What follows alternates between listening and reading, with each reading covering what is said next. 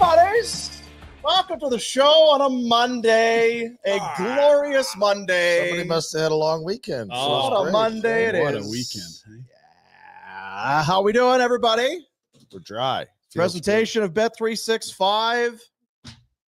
Whatever your bet is, it's never ordinary at Bet365. Our favorite gaming part, just doesn't get better than Bet365.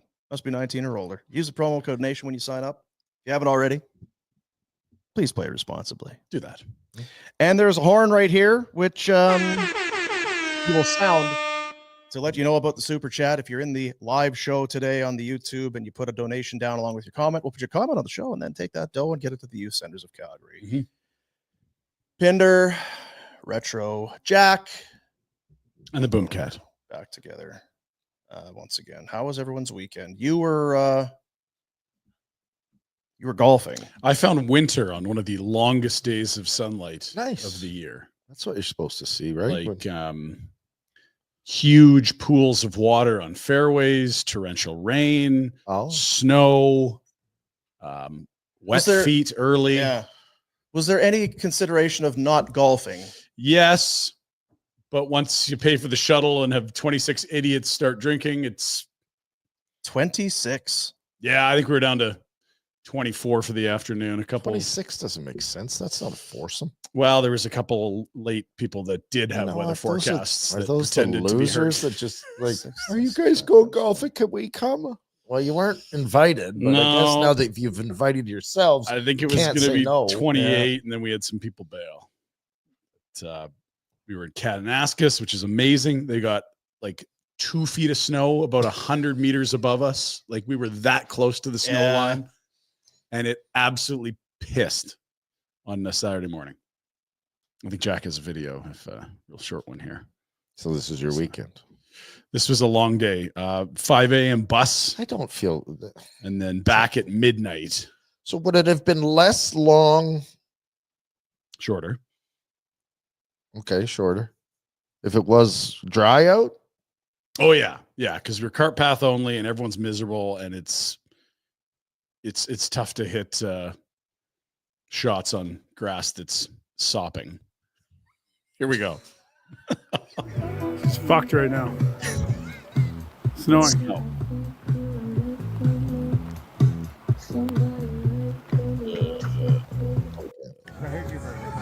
And this is the scramble. This is the scramble where it's like, all right, fellas, get up and rip one.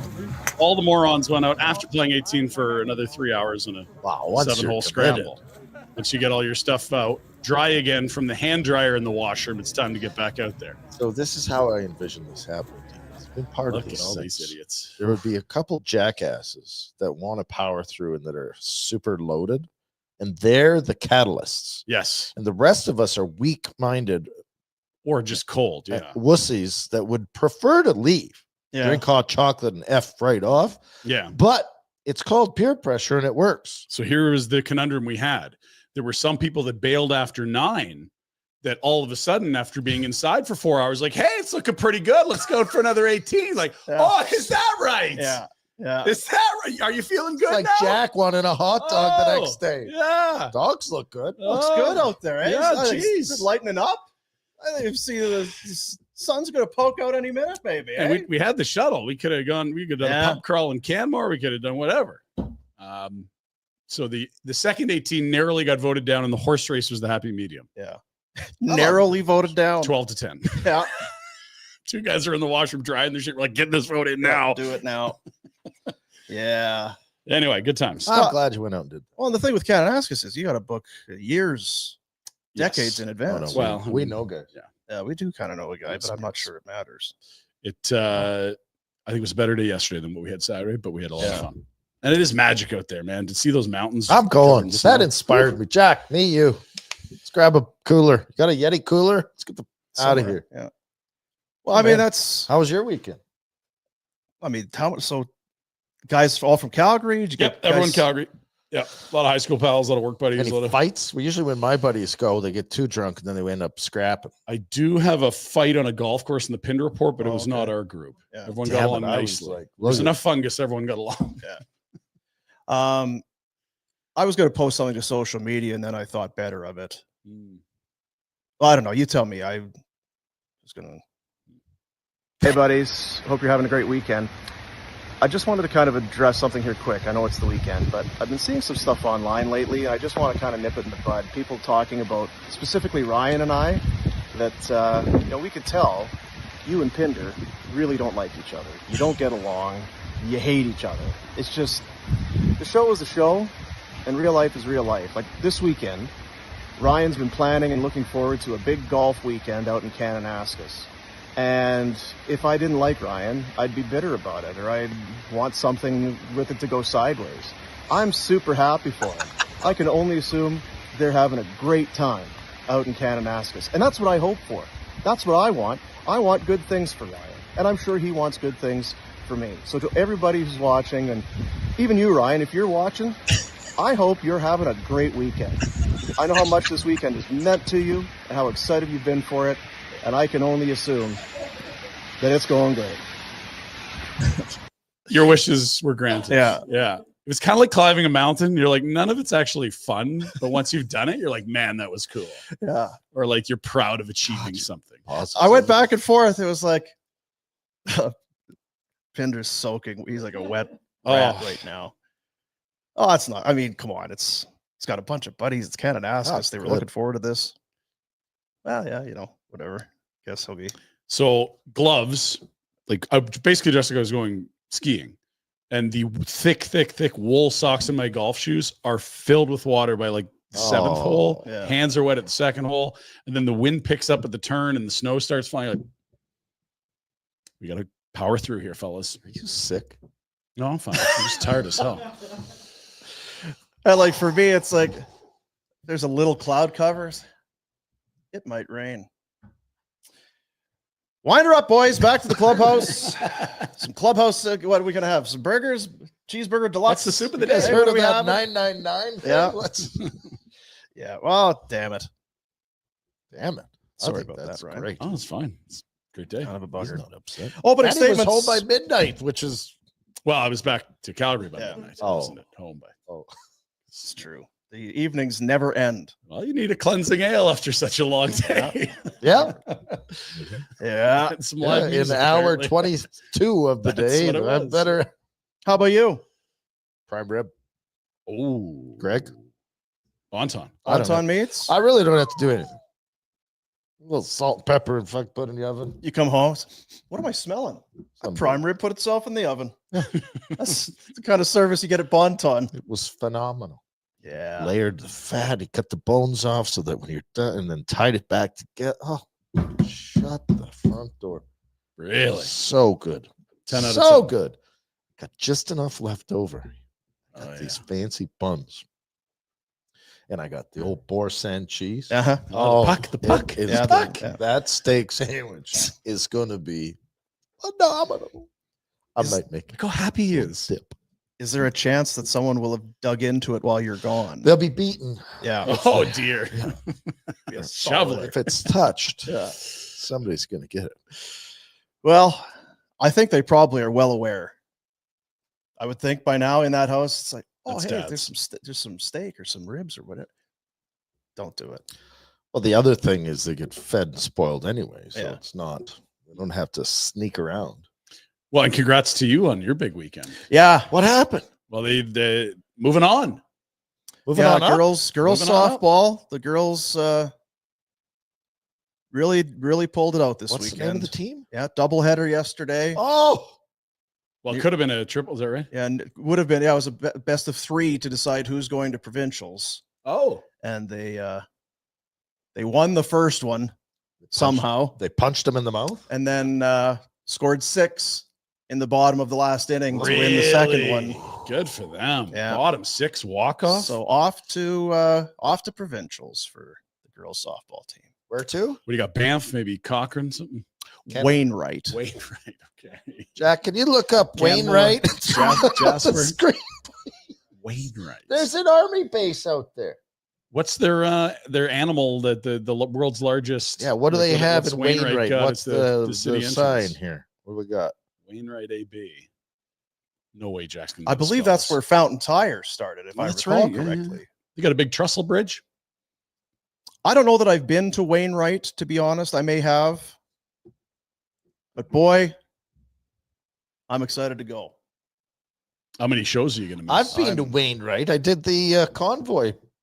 Oh, yeah? Really? The music videos there? All right. How about that? Arts and culture. Wainwright has the 3rd largest stampede in Canada. End of June. Includes a When you rodeo, go? chuck wagon races, parade, midway, agricultural fair, Midway. You And love Midway. town-wide horse race for anyone over 18. And we were talking about horses this morning and you riding. It's the home of Glenn Sather, Mhm. Bobby McMahon, Jacob Middleton, Keaton Middleton. What are these Middleton? Jacob Middleton should have been a flame. Yeah, that's not when we're Great going. mustache. It's during stands. It'll be after that. When do you get to go? I don't know. It's July. I'll bet you they'll have a great Uh-huh. what would you call it at the Ball Diamond where you get your burgers and Well, A concession? concession stand. I'll bet you Yeah. they have a great concession stand. You can Well, we'll find out. and because I've you two are so close, maybe Ryan will. I've been tabbed as the parent that gets to go. I'll send you a note that Just weekend. keep winning. Wish you well. Yeah, just keep winning. What's just past Wainwright? Jack, can you find a map? Like, Is it Misery? It's really Yeah. close to the Alberta-Saskatchewan border. well, that's what I'm good. wondering. You could Southeast just of cross Edmonton. over. Maybe there's some lakes. You can go catch a couple walleye. Voila. Huh?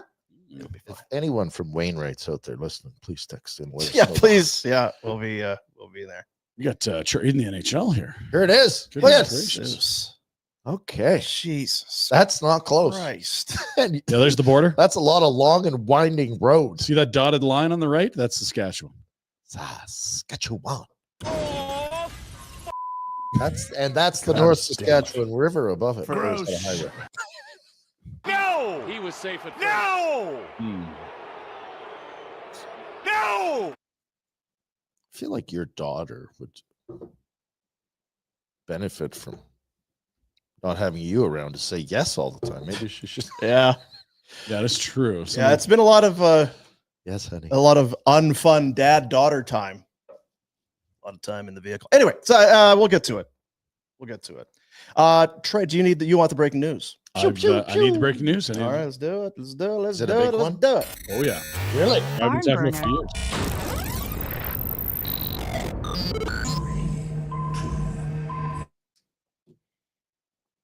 Oh, it just died out there.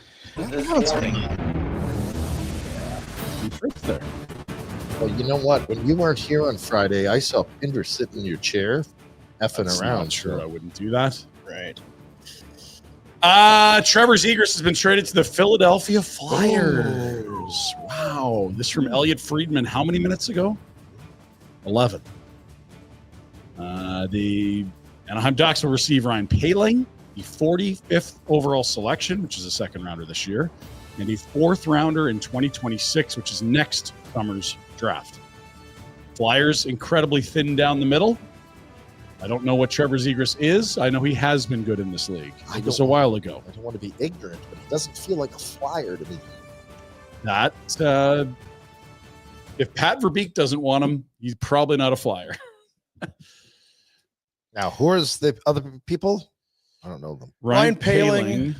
He was a Montreal prospect for a while. He's kind of a depth forward at this So point. it's a salary dump? I mean, they're getting a second rounder, a 4th rounder, and He a was a bit top player. pick. Yeah, he just ain't that anymore, right? That's a trade that Conroy should have made then. What would the equivalent be? Second rounder, Marty Pospisil, and a 4th. I don't know what Poehling is exactly. That's the thing. What but, is? I don't know. like? Have we quit on Poehling? Do people still think he's going to be very good? I don't know.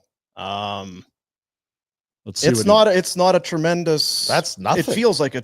That's a dump. I think bit they've of a been trying to jump. trade him for years, and they weren't getting what they were asking for, and so here we are. Yeah. Okay, so that's fine. Why didn't we get him? 12 Because goals it and feel 31 like at points for that, what's his Poehling last year. contract? Maybe we don't want to go down this. He's got some money, and he's due to be paid again really quickly. Yeah, but at least you know. You want to get him before. I do agree with you that that price, it's like, yeah, that's something you should be looking at. I feel like this is not. I also think there's probably a lot of teams that are like, don't know about this young man. I think It's not for everyone, is what I would suggest. He wasn't for Pat Verbeek. Paling's 26. He's also a center. Final year of a 1.9 million. It's a dump. 12 it's a goals salary last year. dump. You dumped him. Yeah, Why and didn't honestly, Chicago pick him up? to be fair, Anaheim has been a team that everyone's talked about really trying to make a huge splash in free agency. And if you're going to free up the Zegras money, yeah. Connor. I don't think it's Connor. Connor's got a year left, but yeah. You got to plan these things out. Yeah, you do. Yeah. I wish them luck. I hope they can succeed in that. Ducks now sitting on 32 million in cap space, but that was probably before the Zegras dump, so more. Yeah, the websites are catching up here right now. All Zegras Paling's on both. Yeah, I mean, it's for a team that's very thin down the middle. You can, if you're a Flame, you'd be asking, well, And you have cap space. Certainly between cap space, I'm not sure a plethora of picks is the right terminology, couple. but they have extra picks. I would feel like, sorry, and I'm talking out my hoop because I don't know what we have for picks and this and that, but it feels like a guy at that price, you should have went and got him, given him a chance to come here. And if you didn't like it, move him. Let his stock go up. Yep. They don't have a second rounder this year because they gave it to Philly in the Frost Farabee deal. You don't want to move one of your firsts. I think it's clear you weren't going to get a first for Zegras. And I don't think you want to give up any, well, I don't know. Zegras, you could have got him. 24 last year at 5.75 will be an RFA with arbitration at the end of the year. Perfect. And after having incredible early seasons in his career, 61 and 65 points his first two full seasons, 12 goals, 31 points last year. That's the same as Paling. I mean, we talk about, Sam Bennett's a different character, but we talked last week. Why don't you go out and maybe find that first rounder who was highly touted, and then this is a candidate. Yeah, for sure. I don't think he was particularly happy. We talked about it last year. There was that one goal we showed where he scores a goal and he's just kind of, there's no enthusiasm. He's a highly skilled guy. It would seem like maybe the motor and give a shit meter is called into question once in a while. But to play the other side, what's in Anaheim, they've been horse shit. Like, he's been passed by their younger which doesn't give you the okay to not show up and try, but like I would say the Leo Carlson, Mason McTavish has passed him, and they found a way to work hard. He feels like, man, it feels like he's mailed it in for a bit. How's he going to mesh with his head coach in Philadelphia? Well, given that'd be Rick Tocchet, as I recall. Touche. Does not feel like a Rick Tocchet guy, and I'm guessing Tocchet would have been brought in on the. He's got a project here decision, for sure. Yeah. Right? It doesn't really. I don't know. And to Rhett's point, if it doesn't work, you just move him at the deadline. Yeah, who cares? But you're right. It doesn't feel like a flyer nor a Tocchet player. Right. If he was having a tough time with Elias Pettersson, I think he's closer to that than he is a JT Miller. So there you go. Zegras. My gut tells me we should have I don't know. My gut kind of feels the same way, oddly. At that price, hell yeah. Yeah, sure. Like you're talking about needing difference makers and scoring and centers. Yeah, no. And he's not expensive. I don't get, like, maybe for his production, but for his potential, he's not expensive. And it's only 1 year, and the Philly didn't give up that much. Yeah, and I will say this. I don't know that he's a center, but I know he has played some center. Right. Play him at center. Well, okay. So you've got, I'm sure, but you got Frost, Kadri, and Backlund. So who are you Trevor moving? Zegras can play those. I'm finding a way to. You can. And I agree with you. This is the type of cut you should try to make because it's not expensive. But this is a non-playoff team where. Well, how can we fit him in? You need to be looking at things a different lens in Calgary. I think they should be, but I don't know that they are. Is Backlund maybe more of a fourth line? There's ways. Do you say Nazem? Let's turn you into some assets, for sure. This is the problem. I think that to me, that's why they didn't get him. Is because they think they're in a different spot than we do. They've got three centers better than them, and they think that they're going to build and get better and make the playoffs. And we're going, well, let's try some stuff. Let's see how many face-offs he had last year. There again, because he maybe wasn't playing the position on one team, Doesn't mean Sam Bennett. Doesn't mean he can't play that position in his new location. Sam Bennett. That really, it's probably apples and oranges, but it's a first rounder who was a higher pick. And I don't care if he even tons plays of center. skill. Yeah, I think he's a winger now. He took less than 15% of team faceoffs this year. He doesn't even qualify to show up on their faceoff leaders. So don't be. No, that's fine. And look, he's still look. He can be a crafty winger, and that's great. But I think the days of looking at like Zegras being a star, that what this trade tells you is the league doesn't think that's a likely outcome. Neither was Sam Bennett. Correct. Again, I get it. Agreed. Like, is it Nolan Patrick? Like we see all these highly touted guys in the top 10 that don't make it almost every year. There's a couple. Patrick had concussion issues. I think. They all not have, to say. Yeah. Like Zegras has been hurt the last 2 years. He hasn't played a lot. I think 30 some games and 50 some games the last 2 years. But I don't know. Talking to some people around the organization, there was a question, I think, of whether Trevor Zegras burned to be a great hockey player or loved being a celebrity in Greater Los Angeles. And you can do both. And that's not to say he can't be a good hockey player, but he's still only 24. He's a New York guy too. You think Conroy loves his New York guy? Well, I don't know. I don't. Maybe Philly's offer was the best. I don't. Yeah, well, it has to be. I think. Yeah. But you feel I would. I'm just thinking New York. I'm like, what about Buffalo? Like, why isn't like? If that's all you're having to give up to get maybe he's no good. Yeah. But he's 24. You know what it reminds me of is the deal they made here with Kuzmenko, in the sense that even if the guy might not be a fit for you, you can get more assets by flipping him later. Like, yes. Like the Flyers did really well with bringing in Kuzmenko. And that might be exactly what they're thinking. A second and a fourth for Paling. Yeah, and then you might get another. So I might get fourth. And the thing with Paling is you're putting Zegras in that spot. So you would think at worst that's a saw off if the deal doesn't work. Free assets. You gave up a second and a fourth. So you eat a little cap for a play the piss for a dice out of roll, and then could you get a second or a third? Well, look, if he looks great again, you could get more. Yeah, hell yeah. Well, there you go. That's a trade that's done. Done. Job, Jack. Cross them off your list out there. If you got your list, give them one of those. Do you have a trade list? Give Watch one of it those. now, mister. You know who is on that list, though, is Flames defenseman Rasmus Anderson. Oh, there has been plenty of talk over the last few months and weeks and days, and certainly on the weekend. Frank Seravalli, who we will talk to coming up. Frank. He put the report out on the weekend, among others. Now, this is Pierre Lebrun from The Athletic. As colleague Frank Seravalli first reported, talks between the Calgary Flames and Rasmus Anderson's camp didn't go great recently regarding a possible extension. Flames still have Anderson under contract for the year, comfortable having him play for them next season, but at the same time, my understanding is that Craig Conroy is now ready to listen on a trade offer for the veteran right shot defenseman. Whether that's a trade that happens this summer or waits to the deadline, both are on the table. No shortage of interest for Anderson, right shot D of this caliber, hard to acquire. He'd be a great fit in Dallas, but how the Stars navigate that around their cap is another matter. He'd be a great fit a lot of places. He's a right shot guy making 4.5 that can play in the top 4. That's a steal in today's cap. This morning, Friedman on his 32 Pots podcast saying the same thing, and you don't need to, it's out there. This is they are far apart, Rhett, in terms of Anderson's want/ask and the Flames offer, to which I had zero shock. I am not shocked at all. I've got the vibe out of Anderson sitting in my Marteloup chair. The vibe for me is being Anderson is wanting to try something new and different, or he's going to want huge money to stay.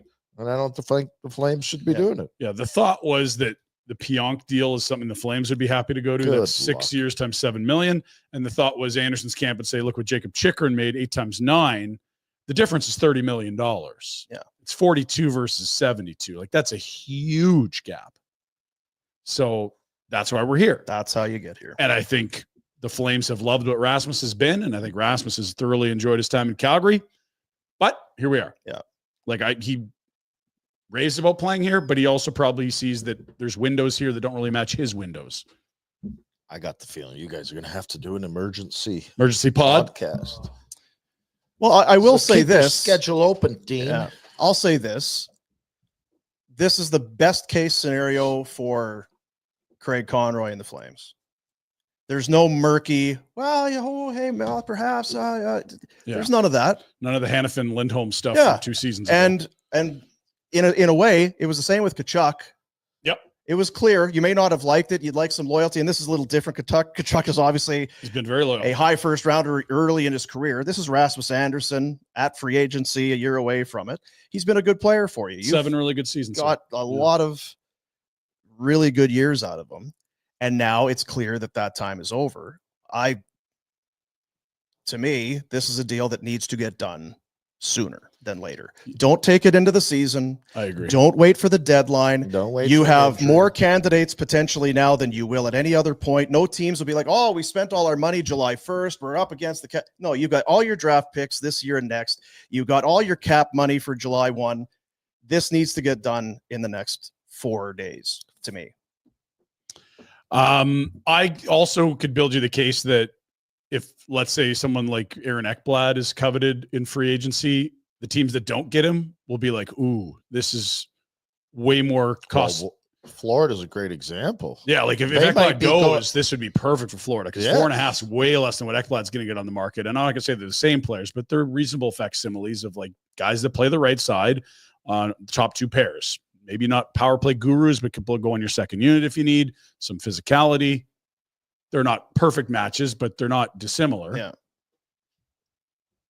I would still think that if you're going to potentially pass on a Rasmus Anderson deal, thinking that maybe we'll get Ekblad July 1, be careful. Who? Anybody that would be coveting anybody, a Anderson, Ekblad, Provorov, whoever else would be in this Orlov mix. No, I think if you want Anderson, and you are willing to go get him. Yeah. I don't think teams that are going to free agency are going, well, let's wait and see what happens. We might be able to get a free agent. I think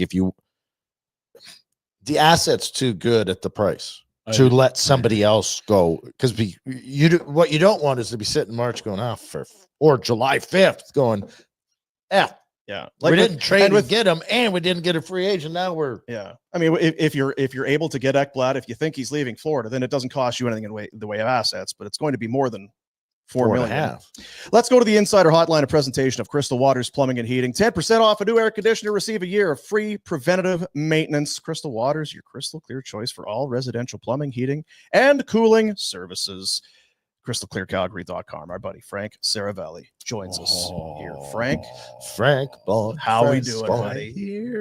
Frank, I'm good. Nice to see you guys. And I was going to text you. I was like, we got Zegras deal coming down. If you need some extra time, or maybe it's too tight, we'll get you later. But here you are.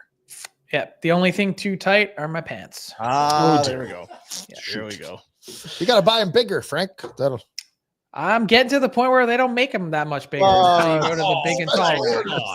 See, that's the ultimate motivator. And I'll tell you what, and not to whatever.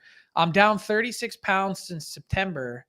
And that was it was like when you get to 2XL and you know that the shirts don't go any further without going to special sections of the store, you're like, God damn it, I really need to get it in gear. This is on me now?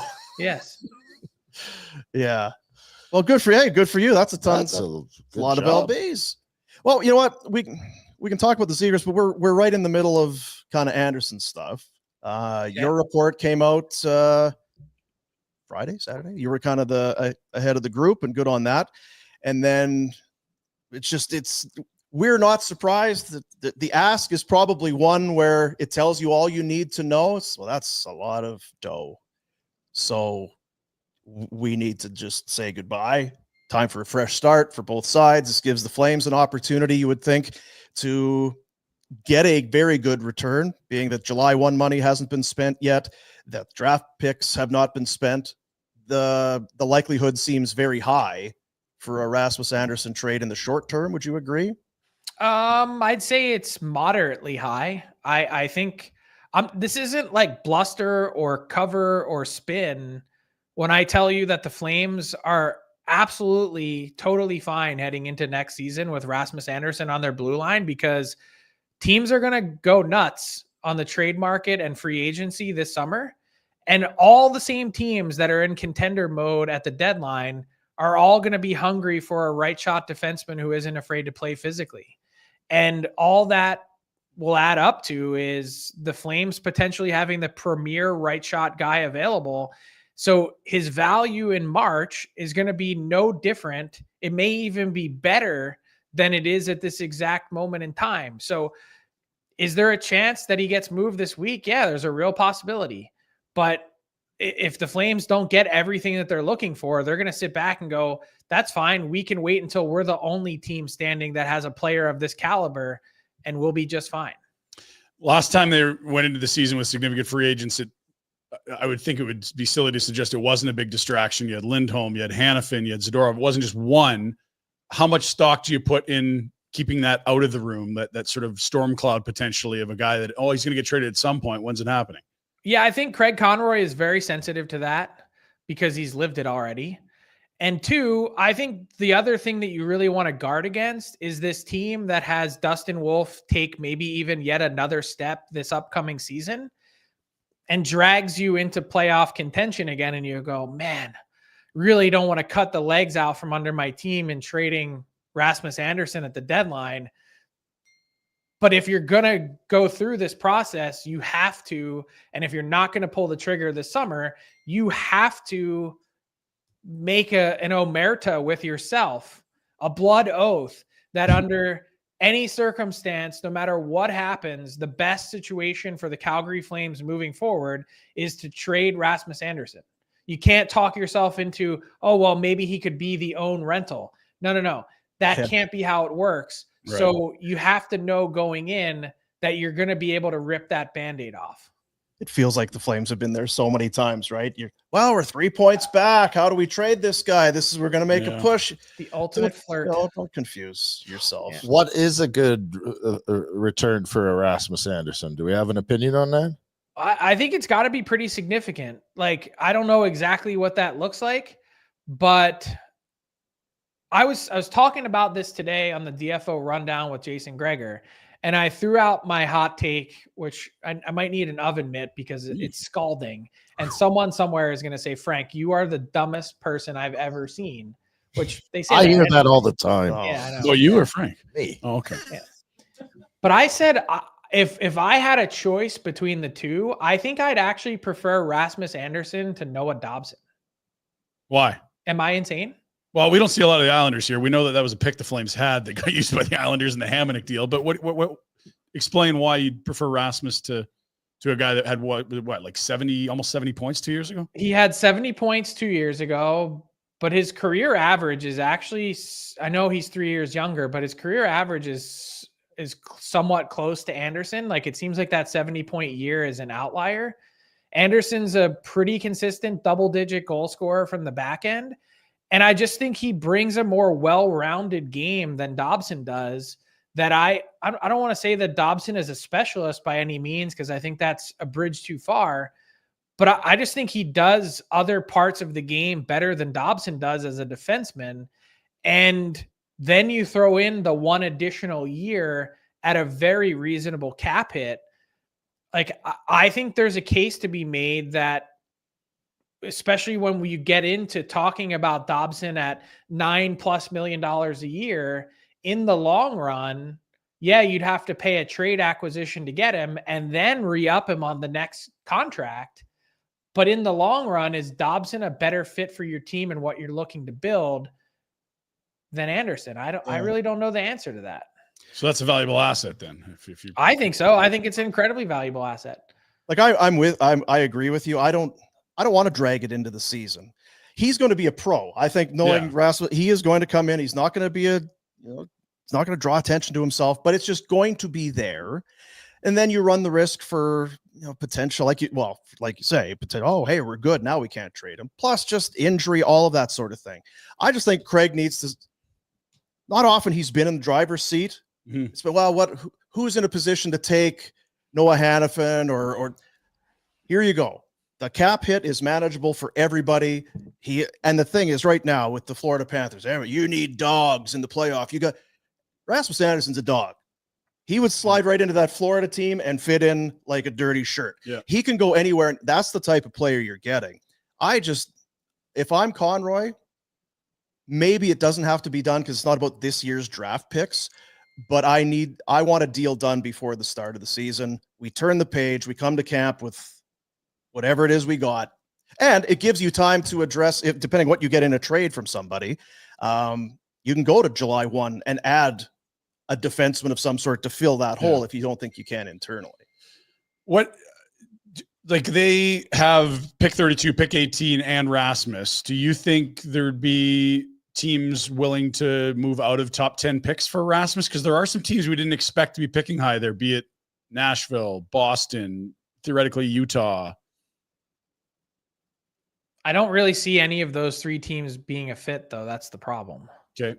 Like, I think Utah's top 4 is pretty well solidified. Yeah. I think Boston, same thing. Dallas seems like a fit, doesn't it, really Frank? does, yeah. When I think about Nashville, I'm like, they need a center, not a right shot defenseman. So, they need both. I think Justin Barron's their anyway. best, So Dallas, we've heard a lot about Jason Robertson, which we can talk about. They trade Mason Marchment. They re-sign Matt Duchene. They fired their coach. They're trying to get things going. It's busy time for Jim Nill. Why wouldn't the Flames have been one of those teams in on Marchment? That's another guy. We talked about Zegras, but Marchment. Well, he's 30, 1 year left at 4.5. I don't know. What does he? 25 goal potential in Calgary, though, does he? Or that's that's the thing. You have to take everyone and all right, adjust it down a little bit because the team struggles to score so much. But at some point, when you add a couple of those guys, maybe that conversation changes. What are the Flames? Like, I think that's part of the problem. That honestly, why are we not getting Marchment? I think probably because you don't know exactly what you are. Are you going for a playoff spot? Then why are you moving Anderson? Well, because Anderson's going to want I know, but I'm just saying that down the way at Saddle Dome Rise, I think there's still some confusion as to I do too. How far are we stripping this back? Yeah. That's the question. I don't think there is any, I'm not being funny. I don't think there's any confusion at all. I think the Flames know that they are a fringe playoff team. And if they're going to go and become a team that is not just eventually a solid playoff team, but then trying to vault into the next highest category, that it's going to take time. So by the time they get to where they want to get to, Anderson's going to be 31 or 32. Marchment's not part of it either. But I'm taking for that price, that was free 99. Yeah, the Flames have an abundance of cap space. You gave up not even spare parts. What the Flyers gave up for Zegras was spare parts. Honestly, the Flyers had 7 picks in the first 64. They traded pick number 45 and Ryan Poehling, who anyone could get in free agency for middle tier dollars, and a 4th. Like, are you kidding? Like, that's the type of player that you look at and you go, I'm telling you, just from the messages I've gotten since I've been on the show, I'm seeing them pop into the right corner of my screen. Other teams are like, wait, that was it? We could have done better than that. We didn't know that this is what was happening. I'm with you. I my only disagreement with you is that you think they have got clarity. I don't. I think I still think there's pull in both directions to strip it down and go younger and to go for the playoffs. I don't think they're stripping it down. I think they're just finding then why weren't they in on Zegras and Zegras is a perfect, and they didn't use their cap space last year at all. And that's they won't moving forward. They're going to be a budget team. They're going to be an internal cap team because at least until the new building is open, they're not going to be able to generate the revenue necessary with salaries being paid out in US dollars to be that team that is competing for top-end players and spending to the cap. Well, it's Calgary. They're not going to compete for top-end players in free agency anyway. So it's not so they're competitive again, right? Like you got your Tanevs and your Markstroms and Colemans. Yeah, you have to be good to attract people in free agency. By the way, speaking of Markstrom, I'm glad you brought him up. Could we see a Jacob Markstrom, Dan Vladar reunion in New Jersey? So Jake Allen's up there. They're looking for a backup. And it's my understanding is those two guys ended up getting along pretty well. What's the market for Allen like? It's he's the belle of the ball. Crazy enough, like he's the top free agent goalie available by a significant margin. He's been a great sort of platoon mate 1B type guy. Anytime he's asked to be the number one, it hasn't been as good. Is that fair? Yeah, I think that's fair, but I don't think you need him to be the 1A. You just need him to be the 1B. That's the description of a backup, right? Oh, so I can give you some solid starts, but I can't on a regular. Yeah, so it's like, would the Oilers be like, hey, let's put this guy with Stuart Skinner, or is it like, no, we got to go bigger than that? Those two. I think they have to go bigger than that, but I was talking about where Vladar goes, and then what do the Flames do with their backup spot? Everyone just assumes that Cooley would be the guy, and I think the Flames would be comfortable with that if and only if Cooley plays the way that he did to start the season, as opposed to the way that he ended the season, which has left them with a little bit of a question mark as to, do we also need a backup? Well, and look, I just want to go back. Yeah. I mean, the goalie thing will be there down the road. Just in terms of Anderson, the backup goalie thing doesn't get you horny. Not so much. I'm kind of tough to please. Dallas and Jason Robertson. I don't know. Is it tricky? How would you describe that? He scores 20 to 25. He feels like he's got 40 potential. He's highly skilled. He's hit 40. Was injured near the end of the season and then wasn't right in the playoffs. Are they loath to move this player? Are they ready to move this player? What's your take on Robertson in Dallas? I think they're somewhere in the middle.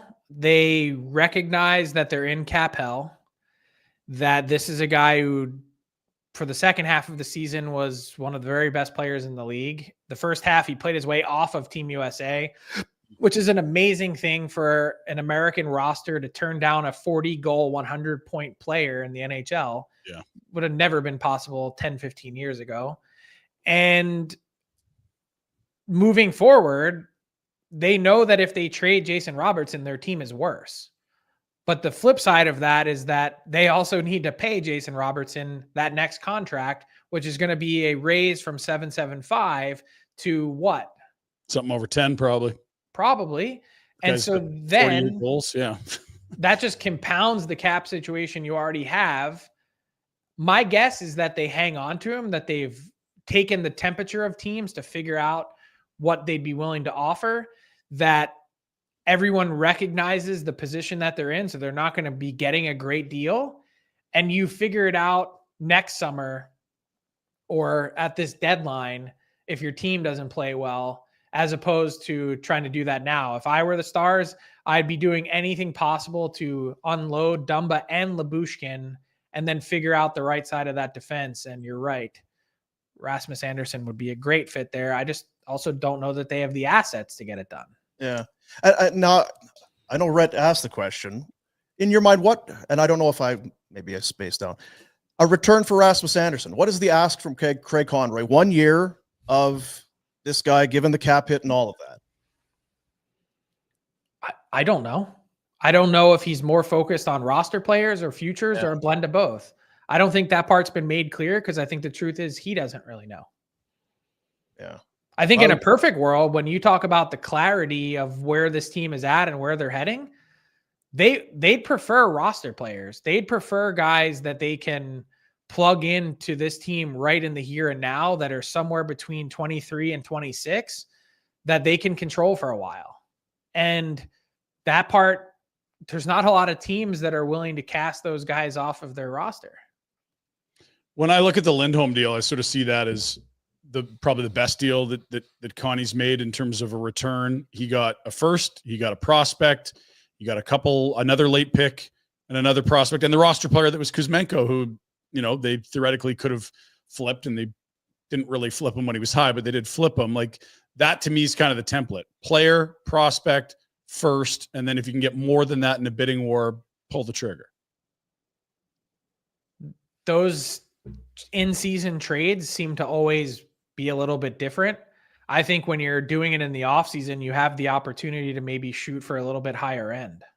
Okay. So in terms of the player, in terms of roster player, yeah. And by the way, we're all old enough to remember that Craig Conroy was ripped for that trade. The Lindholm one? Yeah. Oh, look, all the trades. Not good enough. Not enough. Yeah, I like the Lindholm one. Yeah, the Hannafin one. I think he'd have been ripped more if he'd have signed that extension than if he would have moved. The same thing with Lindholm. Could you imagine if this team had those guys under contract now? Be gross. I think there. I said this also this morning on the rundown. I think if you're the Golden Knights, yeah, Pietrangelo has some LTIR conversations to have for sure, but they might be in a spot where they need to consider moving Hanifin. He didn't have a great playoffs from some accounts. Well, neither did Shea Theodore, but I think he's the guy you hang on to. Hanifin is this is how I view him, a really nice accessory piece to have on your team, but not a driver. 100%. And the other flip side to that is, as everyone is going to be blowing their brains out on Gavrikov and whoever else is on the market, would you sign Hanifin to 7 times 7.3? Someone probably would somewhere. Yeah, for sure. So they'd have a window to move him, but it's going to be Would that really be open up cap space for Marner type activities or what? Yeah, that would be the thought process, is that's who they'd be looking at.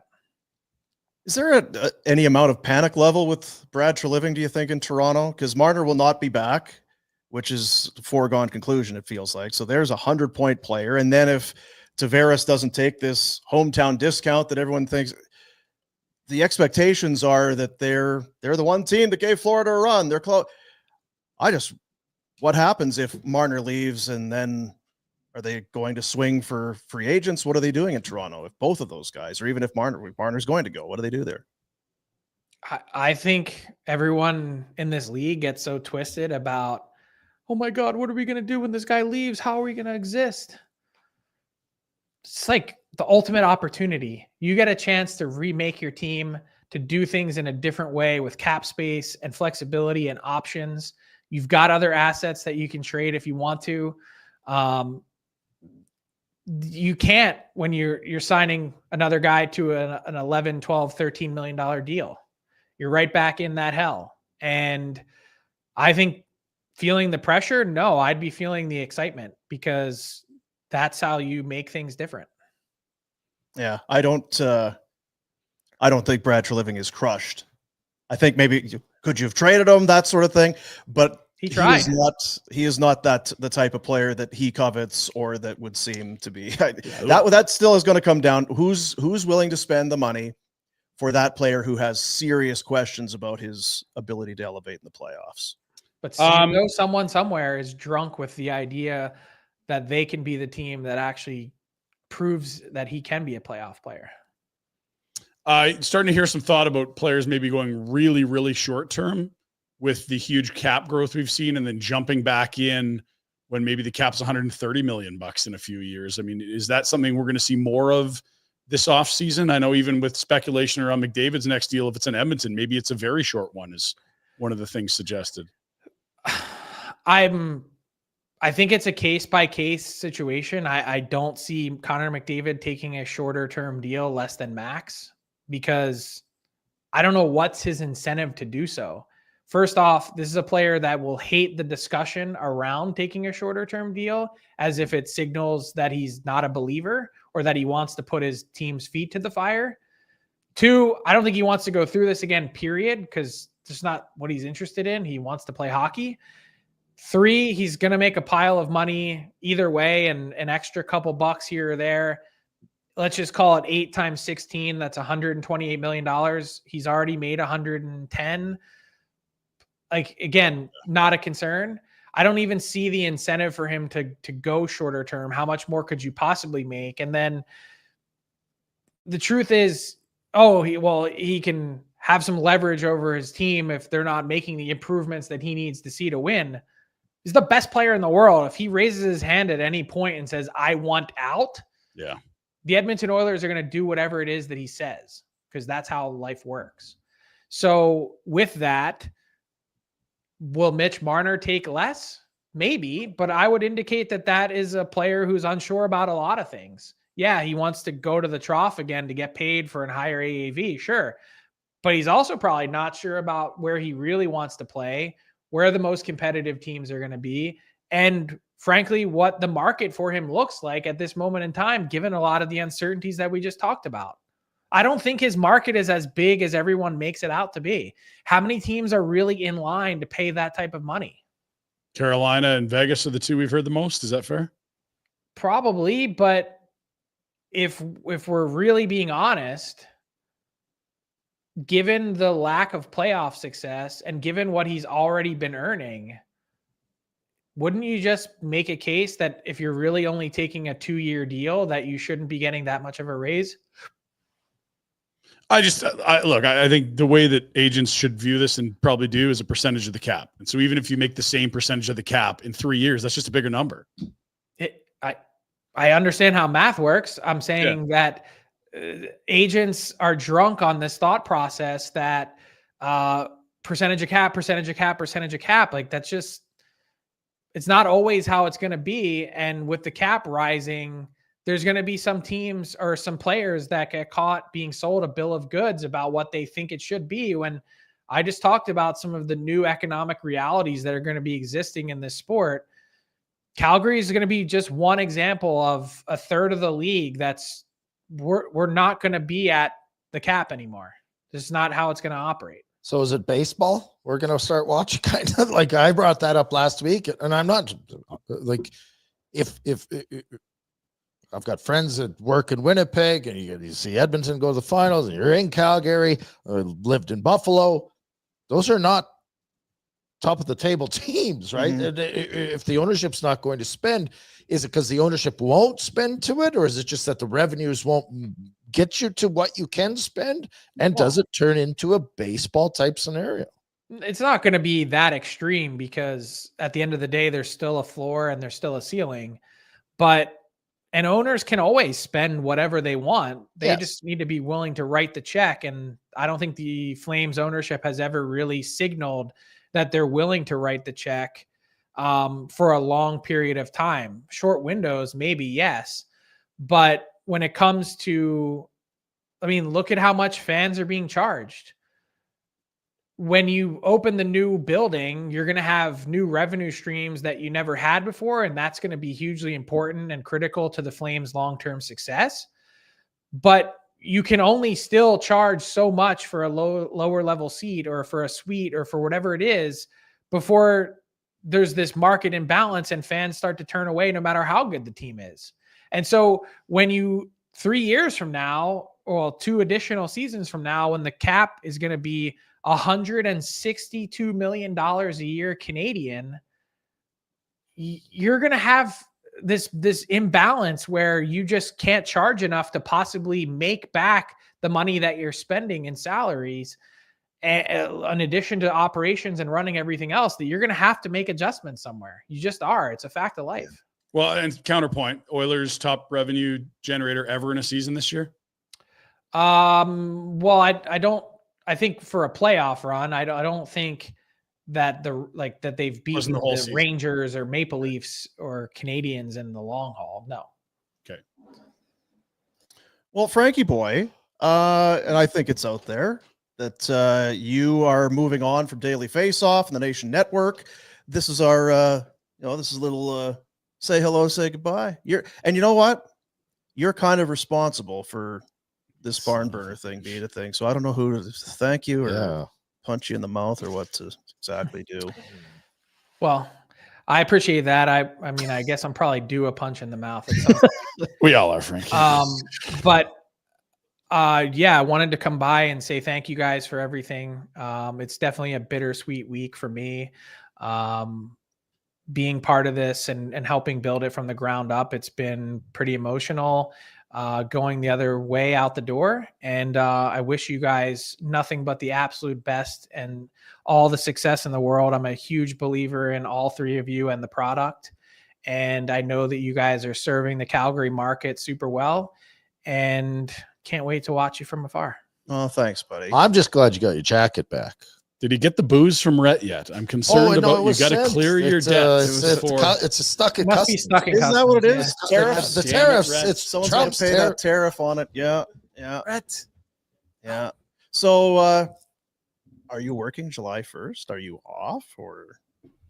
I'm going to be working, just not a Daily Face-Off. Yeah. All right, buddy. Okay.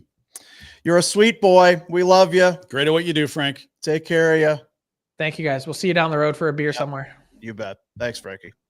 Frank Seravalli, one of the good ones, one of the very best at what he does. We will miss him on the Insider Hotline for Crystal Waters, Plumbing and Heating, your crystal clear choice for home comfort. 403-219-4100 or check them out at crystalclearcalgary.com. I passed a I don't know if I brought this up on the show. Kidney stone? No, it was probably any day knowing. It was one of the Crystal Waters trucks. I'm like, I'm just going to see. 10-2. 10-2, totally focused. No, not on his phone, not at Crystal Waters. Safe. The best of what they do. Not hammering a hoagie with both hands. No, wasn't very safe. Professionals. That's right. That's what you got there. Thanks to Frank. Thank you to Frank. Frank will be just fine. I'm very happy that I got to see Frank Seravalli skate on outdoor natural ice for the first time in his life. Never done that until Jasper 2 years ago. Which is be a Philly guy. They play outdoor in Philly. They get winters out there. We do not. It is not cold enough. Interesting. Wet, moist. Well, we can. We got. I want to just because Frank said it. Like when you see that Zegras trade, you're like, Jesus, that doesn't seem like much. And then the fact, I don't understand how this league works. And if you're a GM, because it sounded like Frank was alluding to the fact that there were GMs going, well, I'd have given something more than that. Like, this is spare parts. Like, how the F does this happen? I find that hard to believe. Trevor Zegras' name has been out there for 2 years at least. If you're sitting there, but if you were negotiating, then have some balls and offer what you're prepared to pay. Don't tiptoe around. Don't dance. And that's what I trying say to screw with this Rasmus Anderson thing. You can take him into the season and then, maybe we're playing well. We got injured. Then he twists his fucking. No. Exactly. Here's what it is. That's rough. If you want Rasmus Anderson, he's being traded.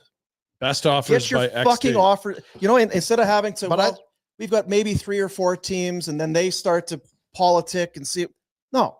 Here's the deal. Here's the player. He is healthy. He is going to be at your training camp to start the season. There's no bumps, no bruises. You know what you're getting. He's got 1 year left. You can sign him, whatever. I think Conroy's established that he will do that. Yeah. I think with the Tanev one, I think there was probably other teams that were sniffing, and he was like, this is. We watched Tanev go down the tunnel like 6 times that season, and you were just like squinting, like, which one is the season-ending injury? And I get that they didn't have the patience to get right to the deadline because we were watching those games too, and that was tough. Yeah. You didn't feel similarly at all about Hanfin because you're like, this guy's durable. He's never hurt. Like, you're fine. And Lindholm, I think they got a haul for. Hanifin, we'll see where that unprotected pick is next summer. That's going to be the biggest piece of that pie, obviously. And all that being said, I agree with you. Trade him. I don't want him around. And I like Rasmus Anderson. If he wants to stay, he should stay. But if he's not wanting to stay and you can't sign him to a number that makes any sense, and he's only going to get older and blah, blah, blah, and all the other things that go along with it, we've been through it. I don't want guys that that are leaving. There's always changes every year on every team. Stanley Cup Finals, you change your team. I don't need Rasmus in there without a contract going. Yeah. Not at all. No. Oh, he's not on the power play. Well, come on now. Like we don't need that circus again. Nope. Yeah. Because that's what it was. And it's easy to think. Sorry, it's easy to think that at the trade deadline you're going to get more. You don't know. You don't know what you're going to get, and you'll never know what that trade might have been. So just trade him because you won't be able to do a comparison, and no one can rip you. So 2 things I would suggest on that train of thought. If you're Craig Conroy, the fax goes out, whatever all those GMs talk, this deal's getting done by either A, night before the draft, Thursday at noon, or B, July 3. So the losers in free agency looking for right shot defensemen, it's like, okay, time to pay the piper. You got to pay assets. And I think it's like Frank said, he's done the other route. I'm going to take my free agents. No, that trade, who knows what he got for offers for any of those other guys. Yeah. We're comfortable going into the season. We'll take those guys. And then there's the malcontent part of it. Yeah. But there's also, you saw what making deals with 3 teams, 2 teams, 5 teams, you know what that experience is like. And it doesn't make you a home run hitter necessarily. Correct. You did well, I think, on the Lindholm. The other 2, you did as well as you did. If we're trading them, get your offers, and then be done with it. Don't even worry about it. Anderson leaves, you get what you got, you move on. Next. Not every team has cap space, but they will have less after free agency, right? Like, it's that's one of the those, thing. because I'm with you. I think I'm a proponent of drag it out. The offers will only get better with a little friction. That when the pinch point gets tighter, that's when you can. Not this time. Create the pinch point. I'm trading him. Yeah. My best offer at such and such a Exactly. time on this day is that I'm done. Yep. What's interesting, I think, if you really want to think about this team that's trying to do two things at the same time, which is remain competitive, but also actively get younger and long-term way better, it's hard to do both. It's like walking a tight wire. But what if you traded Rasmus and got a pile of future assets and then found a veteran on a shorter term, 2 or 3 year deal that can play the left side that maybe isn't quite at Rasmus, but 80% of Rasmus? Like I keep saying, Dmitry Orlov, like he's in his 30s. He's not perfect. He's a good defenseman. Give him a 2-3 year deal that plugs the hole. And then you have young kids filling his job when he's gone, rather than having to pay Rasmus for the next 9 years, watching him decline as your team gets better. And like you say, you can overpay. That's a lot of money. Yeah, but it's 2 years. Yeah, sure. Exactly. We need a guy in the blue line that can log minutes and be a good player for us. You need cap space when you're going to be good down the road, not this year, next. Like, overpay a guy on a short-term deal. Hell yeah. Hell yeah. Now, the flip side of that is if you get nothing but horseshit offers, Jesus, I will give you a second and a fourth. Well, okay, screw you. I guess we can't trade him by Thursday at noon if that's the offers. It sounds is like that something you can take back to the agent and go, listen, you want a lot of money and this is the offer I'm getting. No one thinks you're worth What it. do you think you are? Yeah, what are you going to get out there in free agency if they're only giving me a 4th round pick? That's what will happen. But yeah, it's all the people close to it suggest that there's healthy interest. Yeah. There's just not a lot of guys like him, especially if Ekblad resigns, which we'll see. And you can, I mean, I can't imagine that you would, because I think even there you'd have to jack that price up even more. It's like, you can eat some money. Oh, hell yeah. Like, who can't fit this guy at full salary? It's imagine you go to the Dallas Stars, like, we're going to make him a 2.25. We really don't have cap space. Like, perfect. Just give us more. Now, I don't know that they got much in the system left after all the deals they made with Rantanen, and then the year before Tanev, like also CC and Granlund, they sent a pick out for. Like, they're not flush with assets, but that's the type of way you can get a lot more for a guy. And so it's 1 year and it's $2.5 million. Who cares? Watching how they operated, certainly in the 3rd round against Edmonton, but he is what they need. Yes, they're good on maybe the left, more. suck on the right. Right? I don't know what they're doing with Jamie Benn, and they've traded away Marchment, and they're keeping but Labushkins and CCs and Dumbas, it's this guy. Yeah, the right side's a disaster. What you need. And then meanwhile, you've got the Haskinens and Harleys and Lundqvist. Like, there's some good players. It's just right shot D is a glaring need. That's a fit. Truth bomb. The Zegras part, I'll real quickly before you switch gears. Yeah. What if you're like, this is a value deal and we can flip them, but I'm worried about our room? Here's the answer to that. We heard how good the room was. Mm-hmm. If you have a good room, the one guy can't come in and disrupt it. Okay. And I believe that. Yeah, and I'm not suggesting that Trevor Zegras is a horrible guy. I just there's certainly some innuendo around him in the sense it's like he's not wired like Sidney Crosby, and not everyone is. Mm-hmm. If you need a tea time at the most prestigious club or a booking at the fanciest restaurant in LA, he can help you. You know what I think, and that's too, fun. And I think this is in any walk of life, whatever your job is, if you're in a spot where you're unhappy and you look like, well, I maybe could have handled this differently, or I could have done that differently. When you move to a new company, a new job, that's a fresh start. These people don't know what my coworkers thought of me there or whatever. Yeah. And he really does look to me like a guy who was unhappy. And it did not look like an environment where anybody was particularly happy. The coach is a fucking grump, and the GM's the ball of hate. Like, could this guy go? It's a fresh start. Good guys here. You know what? I'm Trevor's. This is going to be a new me here. I'm going to change the way I operate. I'm going to work harder. It's maybe he saying either has a bump or he's out of the frickin' league. But it'll be that frustrating. But I agree with you. Frank kind of said it. He didn't agree. I think they're still at a fork in the road. I don't over there. I don't think, because we talked to Craig, he sat right there. Yeah. It's like, well, we got to get younger players and draft picks and this, that sort of thing. And that's, well, so are you going to be big game hunting on July 1? Oh yeah. We have an opportunity to talk to these guys that can change your franchise. You have to talk to them. We got tons of cap space. We got tons of cap. There's a little bit of talking out of both sides of the mouth, but I do think that they probably have those conversations with the understanding that it's good to have those conversations, but those guys aren't coming here anyway. Right.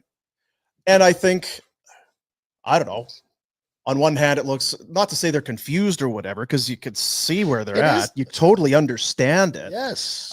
96 points, getting out on a tiebreaker. I mean, they're right. It's not a they bad should have team. went and got a score like Zegras last fall. Yeah. I thought they got 2 from Philly.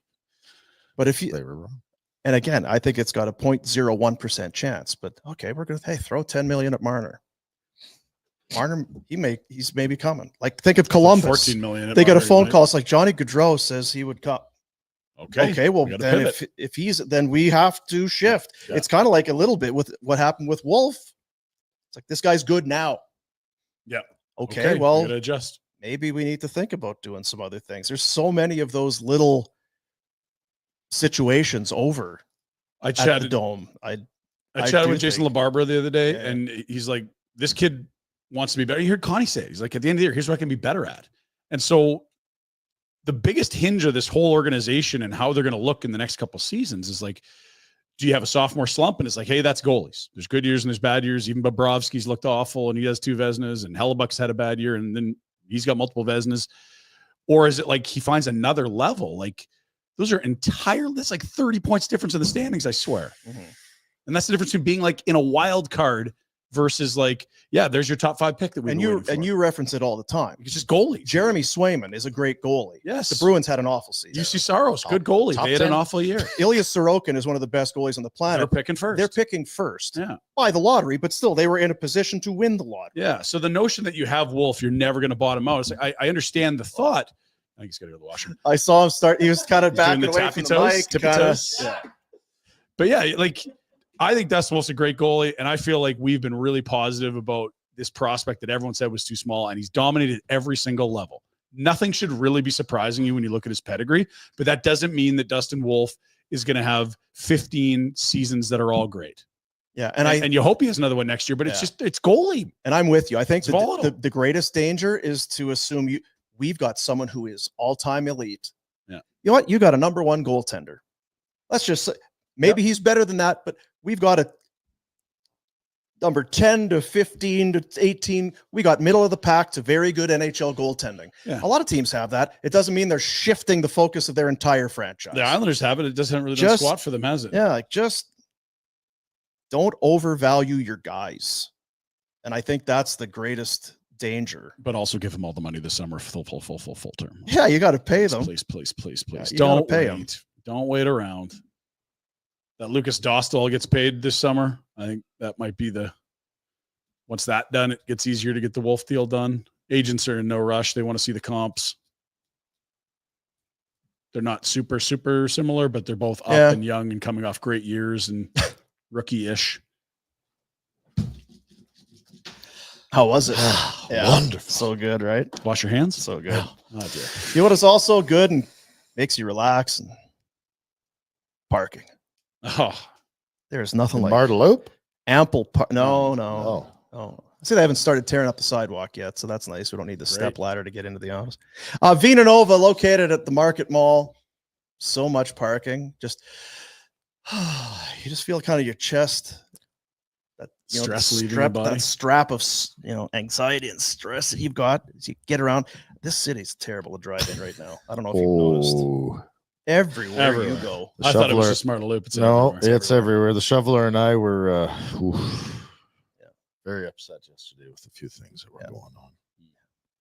Vina Nova, Calgary's lab-grown diamond specialist, the only store in Calgary that specializes exclusively in lab-grown diamonds. Lab-grown diamonds, they are where it's at. Ooh, so hot right now. Yeah, very hip. Largest selection of lab-grown diamonds and jewelry in Calgary. And the thing with lab-grown is they're equipped, they're built in a lab. That's how they're built. Yeah. Yeah. They're grown in a lab grown. So there's not labs out in the wild. Not that we know of. No. They're Okay, digging so it out of the dinosaur poop. That's You the trust other ones. that? I mean, I don't. some hillbilly going out there with a pickaxe digging. No, I'll go with the guy in the lab coat, the genius in a lab. Not that guy with the one strap on the overall, Nope. drinking moonshine. Don't want out any of a that. Jug Exactly, with a right? banjo and a bindle. I love a good bindle. No, No, I don't. Not when it comes to my Not my diamonds. diamonds. No. Vinanova.com. And the thing is, then not only are you getting pristine and perfect and all of that, but it's also 50, 60, sometimes 80% less than what you're going to pay for Hillbilly Jim's artifacts. Mm. And can you trust him, really? I don't know that you can. And the new location at Market Ball. So much parking. It's delicious. So much. Much parking. Vinanova.com. Go and check them out. It's not a great logo. I read it. It's very small. Make it bigger. Yeah.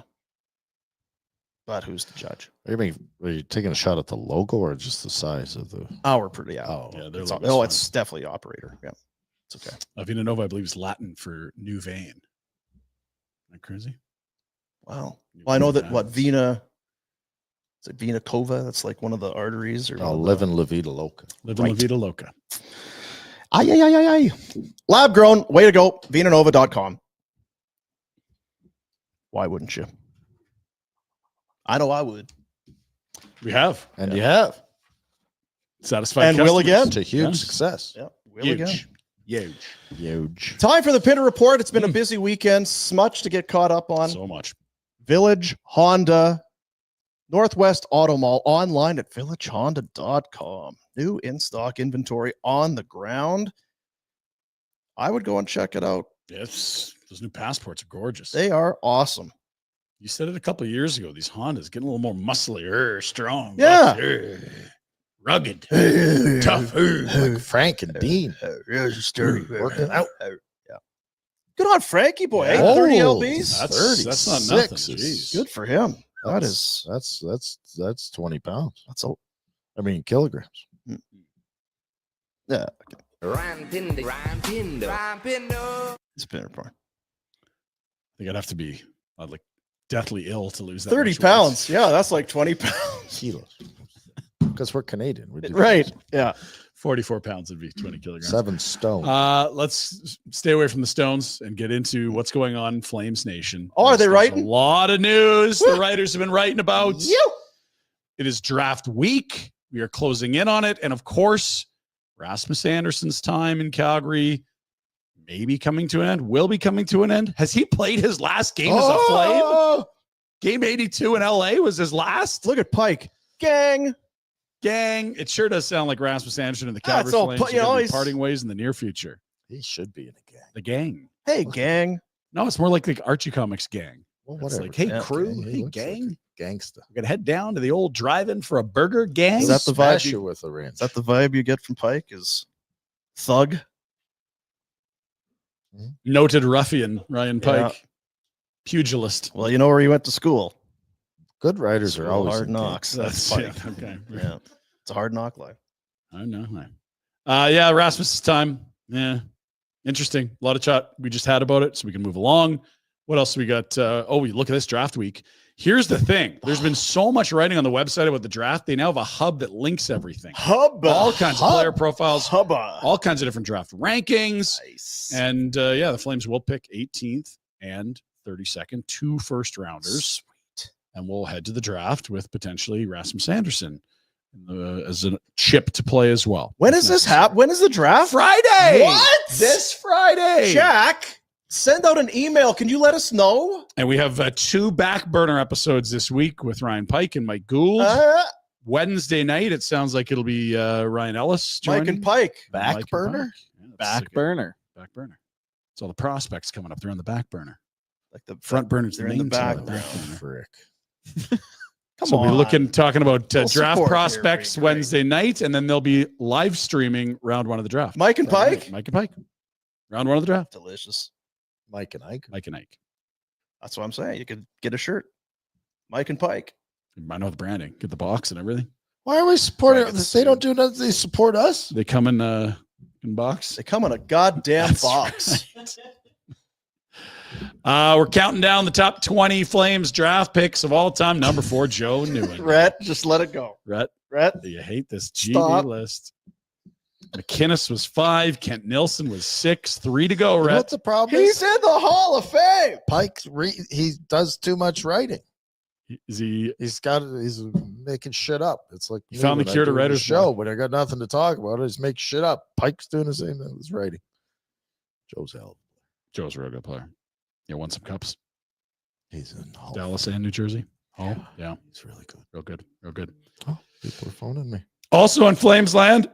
Who is it? Billy Bob. Look at this, Answer it. boys. Hey. Answer it. Speaker. Take this down. Yeah. I'm home. Okay. Come home. You're home, or you want me to come home? Oh, I don't know. Like, are the cleaning ladies here? I don't know. Do we have cleaning ladies? I thought we did today. Did you get in I shit don't for know. skipping There's school one. last week? No? Oh, you should have. Well, a little bit. Not really. Did you pass your test? Yep. Why? so. Do you realize I have to work, right? Oh. You are at work right now. Oh, boy. Well, okay.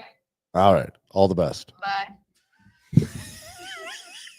That's quite an interaction. Only every day, son. Yeah. Boys, they're the best.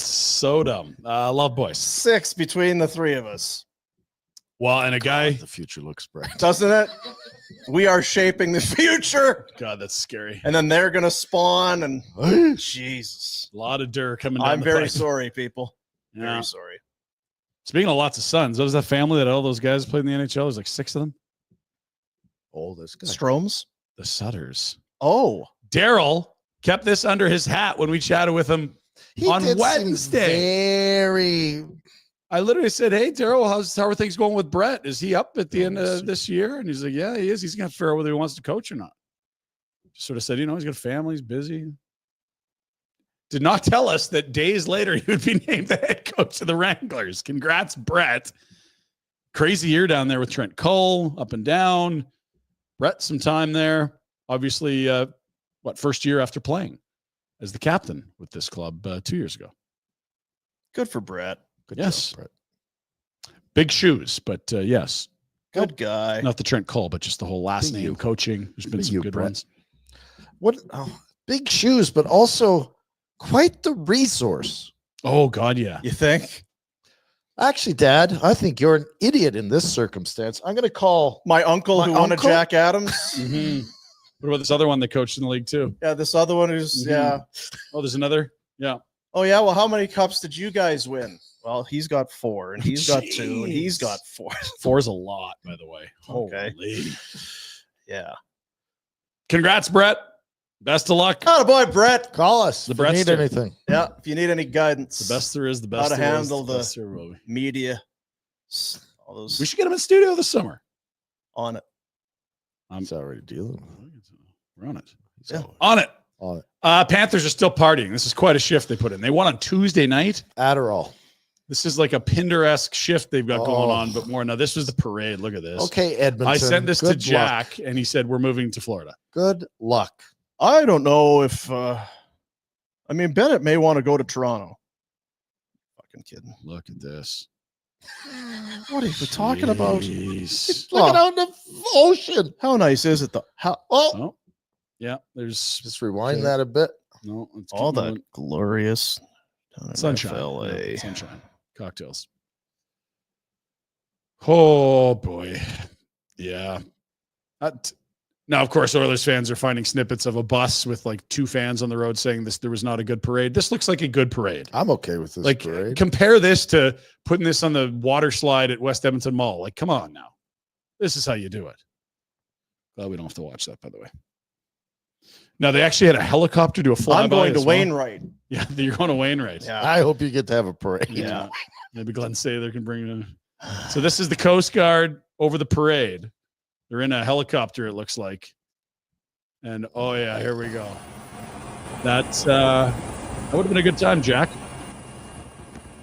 Holy. Jack wants to go to. You want to go to Florida? Big after- time. Yeah. I sent him this video. He says, Why I'm don't- moving to Florida. Why don't you go? Doesn't your dad like He's pretty close. I could. Yeah. And he's rich, so he's just buy a place. Is that right? The podiatrist making all that money? Yeah, is he working on gout? Never end. Is that what he does? The cure to gout. Goat Real doctor? rich. Yeah. What is the cure to goat? Congrats again to just a bunch of impartial guys up here in Calgary saying congrats to the Florida Panthers once again. Scrappy crew. Yep.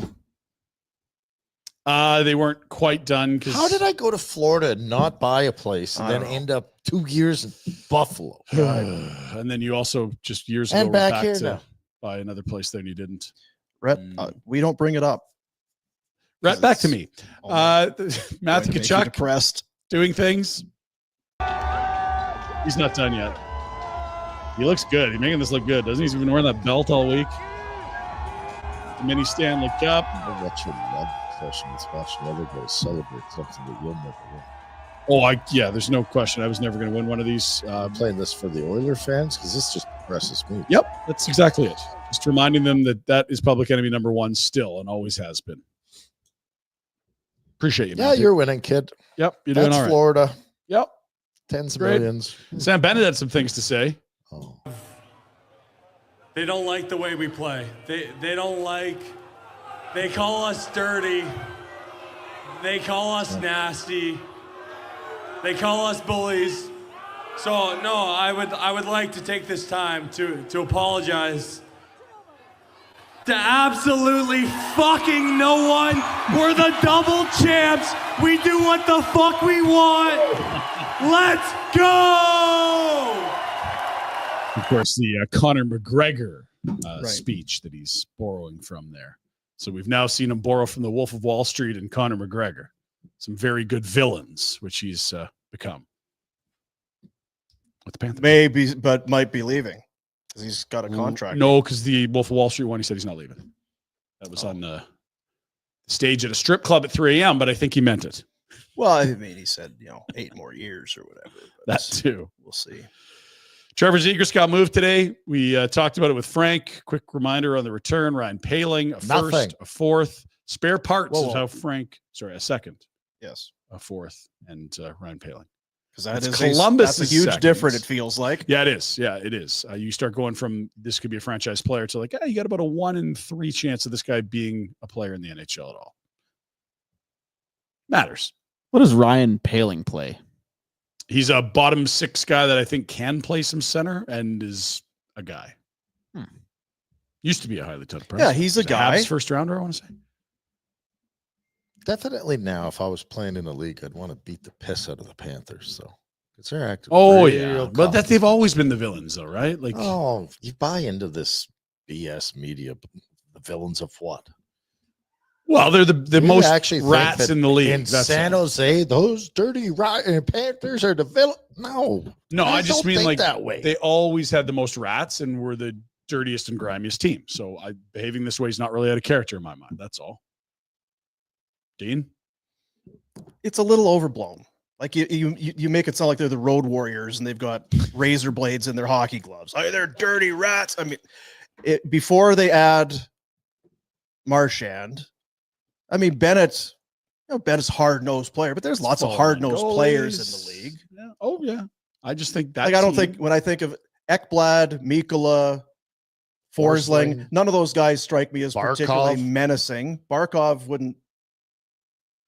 I mean, he's not. I think they're the most rats in the league, but you're right. It's probably over-exaggerated. It's Reinhardt is a Lady Bing guy. 100% over exaggerated. But I'm still saying now they're really, I don't recall them running their yaps as much. Yeah, like last Tkachuk, year in public. Tkachuk drags guys into the fight and Bennett hits guys hard. But once they got to the playoffs and media have less to focus on. Oh, but Bennett's elbow to the goalie's head in Toronto series was game 1, 2, 3, 2. Like there's a little grease there. Sure. But I think there's plenty of grease elsewhere. Who would you put up next to them? It's because they've been winning. Everything gets glorified when things are going well. Also, they forecheck incredibly hard and they have depth scoring. Yeah, that also helps. Jack will back me up. Rosehill and I did that show for 2 years where all we did was talk about fights and hits.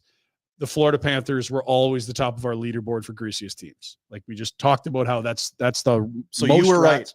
No, I'm just saying like So this your isn't report this isn't some imagined accurate. narrative that's just popped No, up but because you're they won also 2 making cups. it You're sound like referencing it's the your- broad No, I'm straw just saying bullies. Jack can verify that this Jack is can the top- verify. I a year ago said this. Pinder So you did say that, correct? 2 years You- ago you guys before they talked won about it. cups. That was my point. It wasn't just because they're winning. It's because they're actually really greasy. So what does that mean? You said that they're greasy, so that's Well, Dean sort of suggested that winning is why people are talking about them that way. It's like, no, like they've been collecting jerks on purpose and for a while. So who are all the jerks? Gadjevich fights a ton. He didn't play at all last year. Well, so he has probably 10 fights last 2 years. I mean, it's not a ton. Old days numbers not high, but okay. So that's yeah. a And then guy you've got on the fourth 3 of the line. most disruptive forwards in the game, and Marchand, Bennett, and Marchand Tkachuk. was picked up at the trade deadline.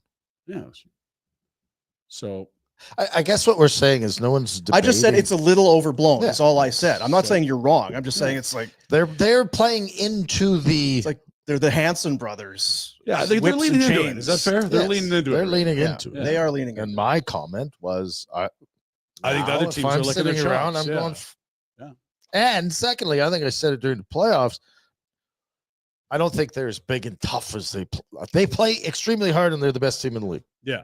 100%. They're deep and they forecheck. But other teams have got caught up in this persona of, oh my God, we've got to match their toughness. It's about the toughness. Yeah. No, beat them. Don't worry about their toughness. Ignore it. Bennett runs into the goalie. You don't fucking know that Bennett's going to run into the goalie. Is this news to you? Are you blown away? Yeah, he's going to run into you. Suck it up. Deal with it. And you know what? You run into their goalie. I think other teams get caught up in it and lose their focus on it. We're going to play them hard. We got to be tough. We got to match their tough. No. Evander Kane penaltied his way right out of the finals. He was completely ineffective because they got between his ears. Beat them. Oh, we're going to respond. We're not going to take. We're going to set the tone. We're tougher than you. Oh, you want the alley fight? Yeah. Okay. Are they switching the scoreboard? Is that who wins tonight's game? Is intimidate moments of intimidation or still goals, right? Yeah. Okay, good. Just so we know. But yes. Other deals going on. We saw Andrew Burakovsky swapped to Chicago. Joe Veleno going the other way. All right.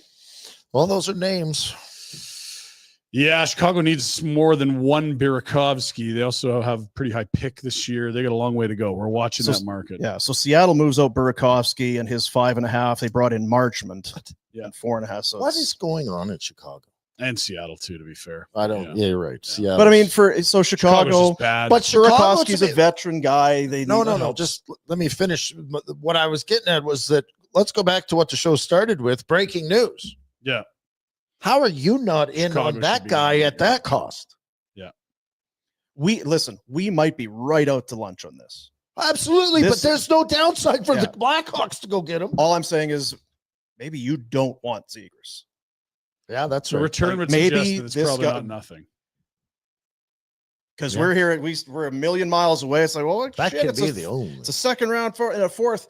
You're right. There's how many teams? You would think 2/3 of the league would have to be saying, well, for that, we can find room for a 24-year-old center or a. Do you have his point totals from last year in front of you? Or no, because I know they're not. They're not awful, great. but he also had as a 20 and 21-year-old 60+ points 2 years in a row. Like that's, I'm sure it's a bit of a, what do they call it, the Roach block test or whatever, where you look at the figure. What do you see? No, I know.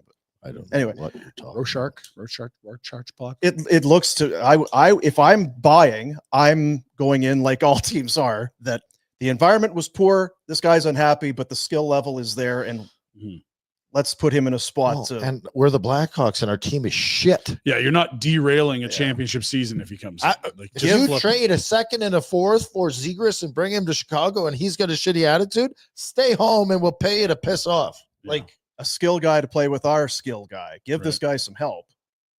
Unless unless the background is so toxic. Right. Another bit of news that I think probably took the wind out of some GM sales. Maverick Bourque was a prime offer sheet candidate heading into this July. The Dallas Stars convinced him to sign a 1-year deal at less than $1 million. Why? Well, he's probably got a really good opportunity in 1 year to put up some stats and play more than he did. He was healthy in the playoffs quite regularly, and could have certainly got more this summer with an offer sheet, but did the Stars a favor in the sense of coming back for less than $1 million. And now he gets a payday next summer in theory.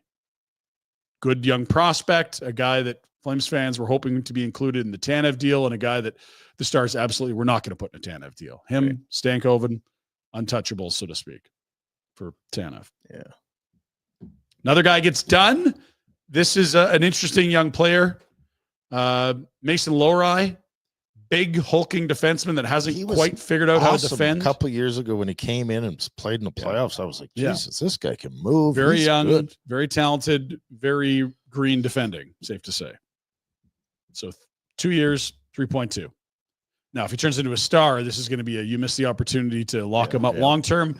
And if he can't figure out the defensive end ever, it's going to be like, good thing we didn't give this guy 8 years times 5 or something. Wasn't he the worst plus minus this year? He was in Kami's green jacket leaderboard for a while there. Yeah. And Rasmus is in that too, but at least he had the whole broken leg thing. So that's true. Chalk that up too. Yeah. Lohrei did not. 77 games, 33 points, minus 43. It's a lot of points and a lot of minuses. How many was that? 43 is the minus. Oof. Yeah, he won the green jacket. Bertuzzi minus 39, Rasmus minus 38, Mason Lohrei minus 43. Yeah, a couple of what? That's birdie eagle down the stretch there to close it out. Yeah, that's pretty interesting. Congrats to Mason Lohrei signing that new contract in Boston. Big Red. Just glad that he's got a guy like Nikita Zadorov around that he can learn from how to take care of his own zone. He'll teach him. Strays. TJ Brody has been placed on waivers and is set to be bought out by the Chicago Blackhawks. He had 1 year left on his deal and was not playing regularly. This may be the end of the road for TJ, who was a sensational 4th-round draft pick by the Calgary Flames, who turned into a very good top 4 defenseman in this league, but perhaps the end is now or near. Oh boy, Tej. Big pants. Yeah. Massive hockey pants. Yeah. And when you're drafted as late as he is, a cup of coffee is beating the odds. He's turned in a decade plus, I imagine, at this point. I think it was the 08 draft. Hell of a career. Yeah. Doesn't matter. It's okay. Let's keep moving because the NBA finals haven't been talked about yet.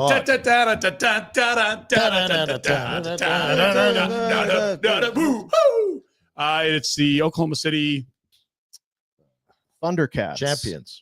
Champions is right. Thundercats kind of right. Led by Canadian Shea Gilgeous-Alexander, who won the finals MVP. He's also got a really stupidly cute kid. Look at this. That's some good living right there. You got your wife and your newborn, and there's the trophy. There's the Larry O'Brien and the finals MVP trophy. You don't like that trophy? Well, look at it. How do you drink out of it? That's my problem with it. Pretty cute. Didn't take the Hamilton Tiger Cats long to claim him as their own also, because of course he is from Hamilton. That's kind of cool. And Flames fans hoping there's some sort of a good omen. He did once wear a Calgary Flames jersey at a minimum, maybe even more than once. I don't know what the hell that has to do with anything. Well, just nice to see that jersey associated with winning a championship. What happened to his jersey there? This is a stylized one. I think that's someone. Looks like he got run over or something. Run over by a beach by that explorer or expedition. Hope he's okay.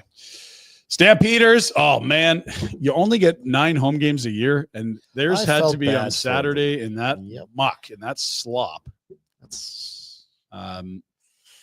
They did not win. It was not pretty. It was cold and miserable. They are heading into bye, which is great. 2-1 into the bye is not 3-0, but this team only had 5 wins last year. So 2-1 is a good start.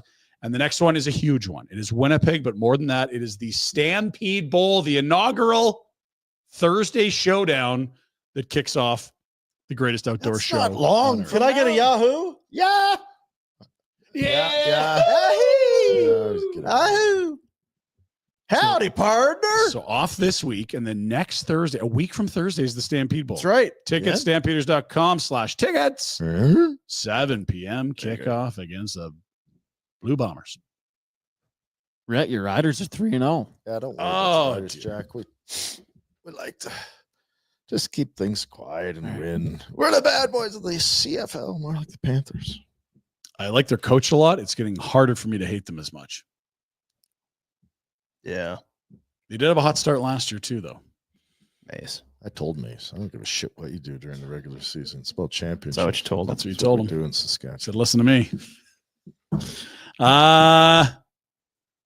Cavalry FC. They had to move their game. Canceled the game and switched Saturday it to till yesterday. Sunday. I was going to go.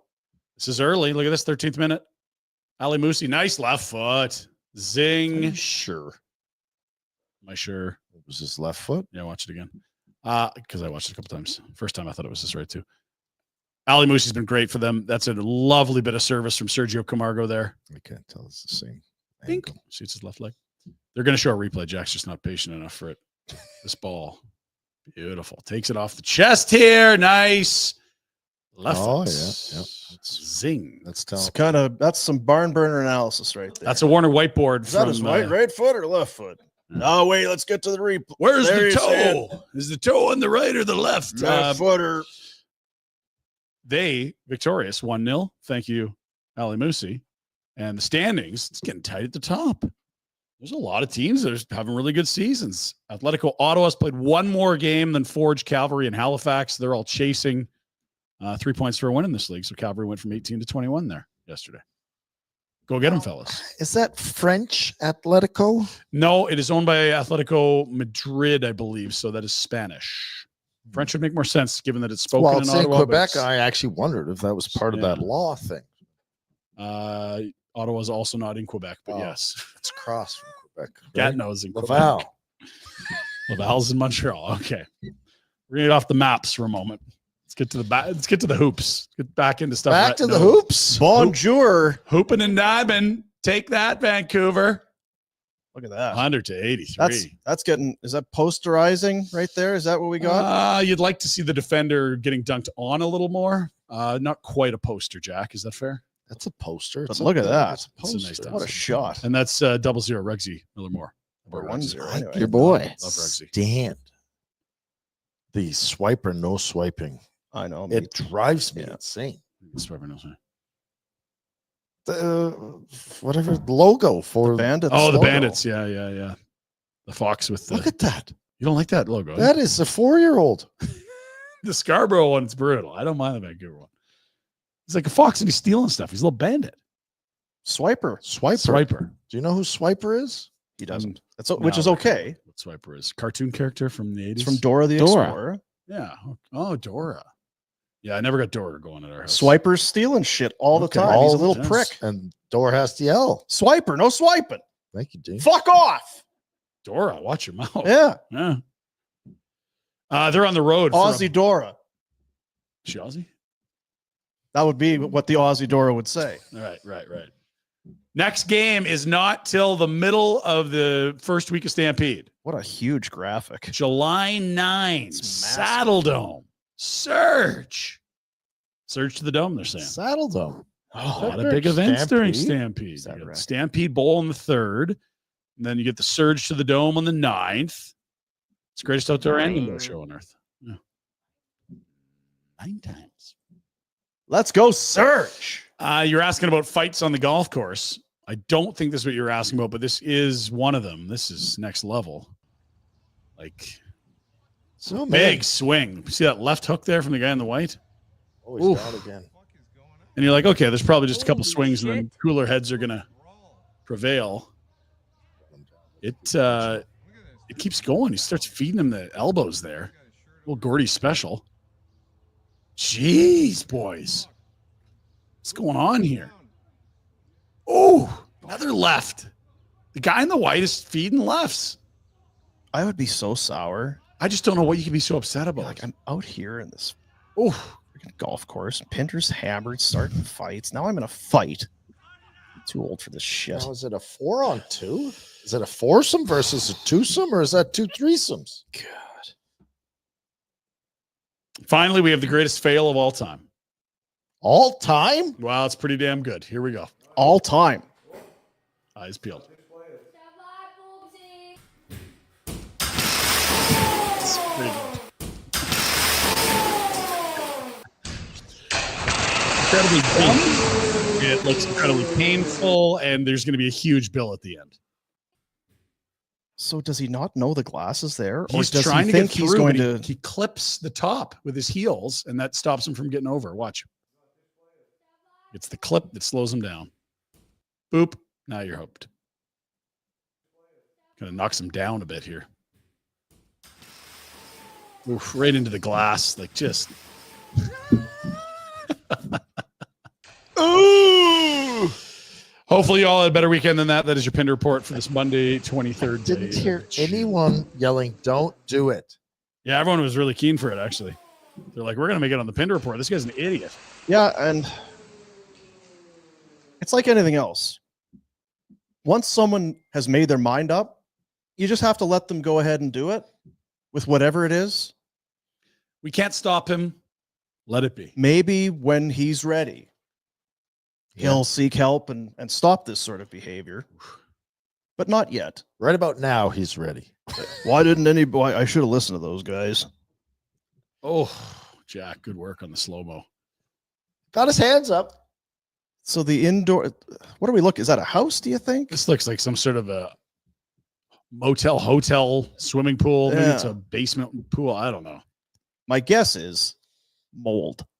Yeah. There's a lot of mold in there, a very moldy smell. Oof. He didn't hit it with his teeth. Yeah, it could have been neck or throat or teeth. Yeah. So you're right. I'm wondering how many cuts he's got, or if he somehow is unscathed here. No, the legs would be cut up pretty good there. Yeah. So there you go. It's the Pinder Report. I sent you a little something, Jack. Pinder Report brought to you by Village Honda, Northwest Automall Online, villagehonda.com. CRVs, passports, pilots. You want an SUV? Economical, sturdy, reliable. villagehonda.com. It's on the website this weekend.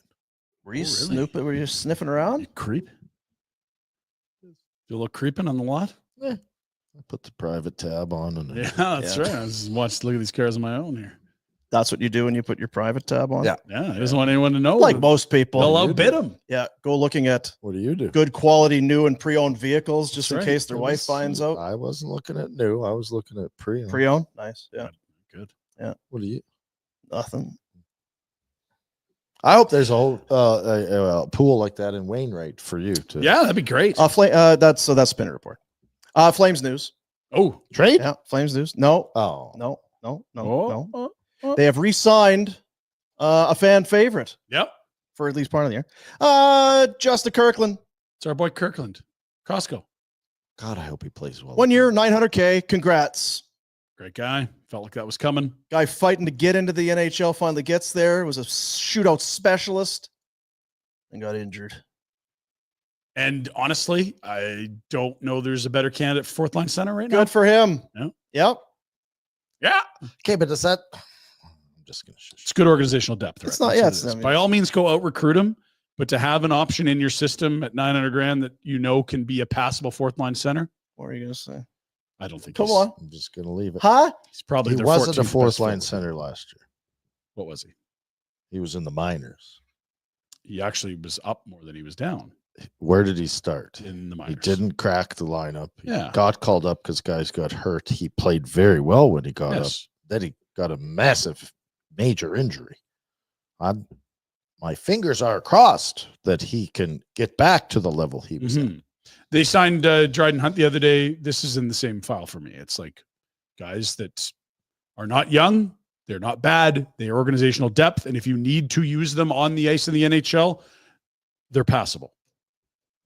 Yeah, I have no problems with it. I'm more Good player. Hopefully he can. I think like him. Kirkland had more of an impact than Dryden Hunt did. To be Agreed. for sure. 100% he did. A lot more runway and a lot more production. And the shootout stuff was pretty special. Yeah.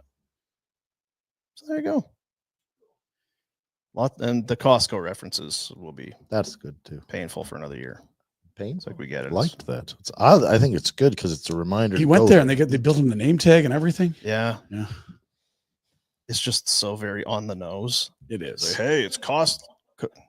Got it. It's Costco's. Right. Always a member. Okay. It's like, hey, Jack Campbell. Oh, like the soup. Oh, you should get some soup. You should soup guy. We'll call him Soupy. Soupy. And we could make a soup called Jack Campbell soup because it's Campbell soup. Okay. Holy fuck, guys. Are we not better than this? Fuck.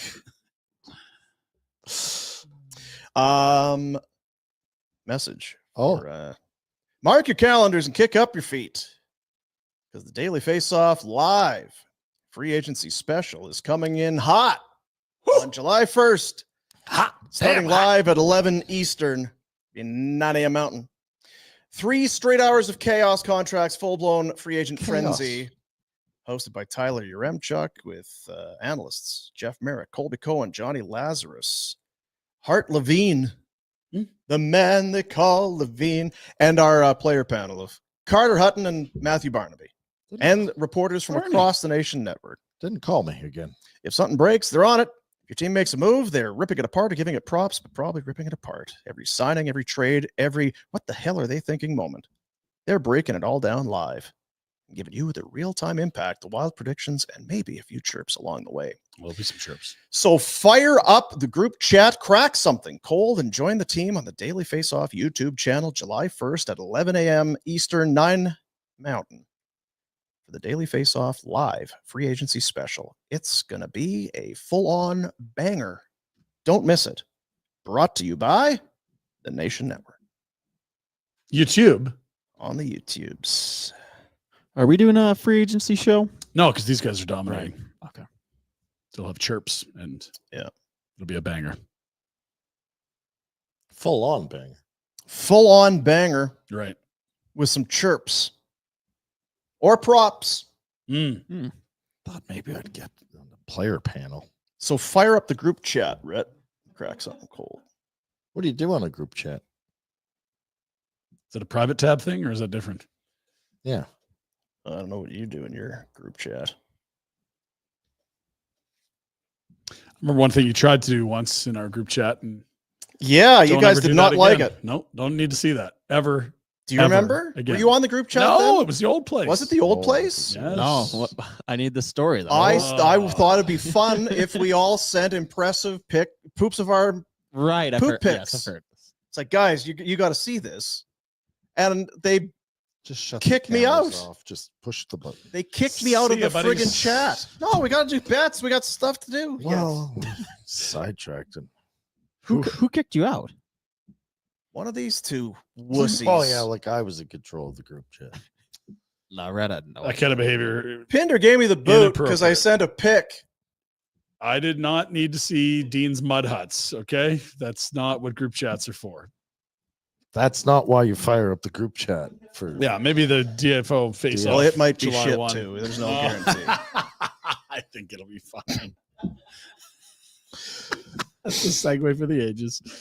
Oh my god. Bet365, whatever your bet is, it's never ordinary at Bet365. Download the app, get in on the game.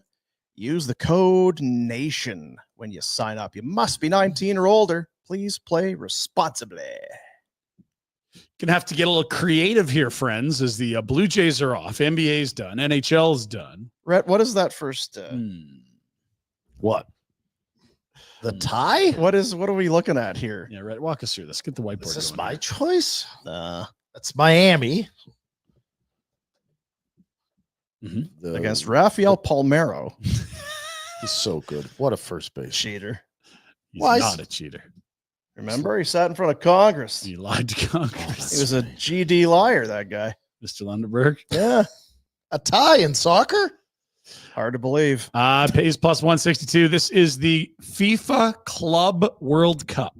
So all the winners of their country leagues get to play in one tournament. This is the MLS's Inter Miami against Palmeiras, a team from somewhere.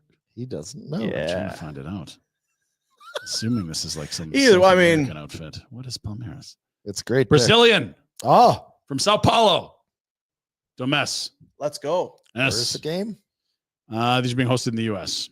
Where in the U.S.? Guys, stop. Just don't, because then he has to search, and we sit here and wait for him to Google, because he can't. It's in Miami at Hard Rock. Okay. Hard Rock Stadium. There you go. You're taking advantage of Pinder. Now let's take advantage of Jack and his baseball team's shitty offense. There you We'll go. Words, cursing. Sorry, poopy offense. Under 3.5 runs for the Pirates. You probably could have bought a place in Florida already, Jack, if you've been betting this steadily throughout the year. They've been a miserable offense. And they get the Brew Crew today in Milwaukee, which is Algonquin for the good land. Right. That's our Bet365 bets today. There you go. Bet365. Whatever your bet is, it's never ordinary. Please play responsibly. How about the stupid Blue Jays? They blew one yesterday, didn't they? Yeah, they sure did. Yeah. You know what? It was that little scheduled loss. That little squibber up the first baseline that Hoffman made a mess of. That was the game right there. Easy third out of the inning. Away we go. Instead, bases loaded. Base it. Now you're down a bunch.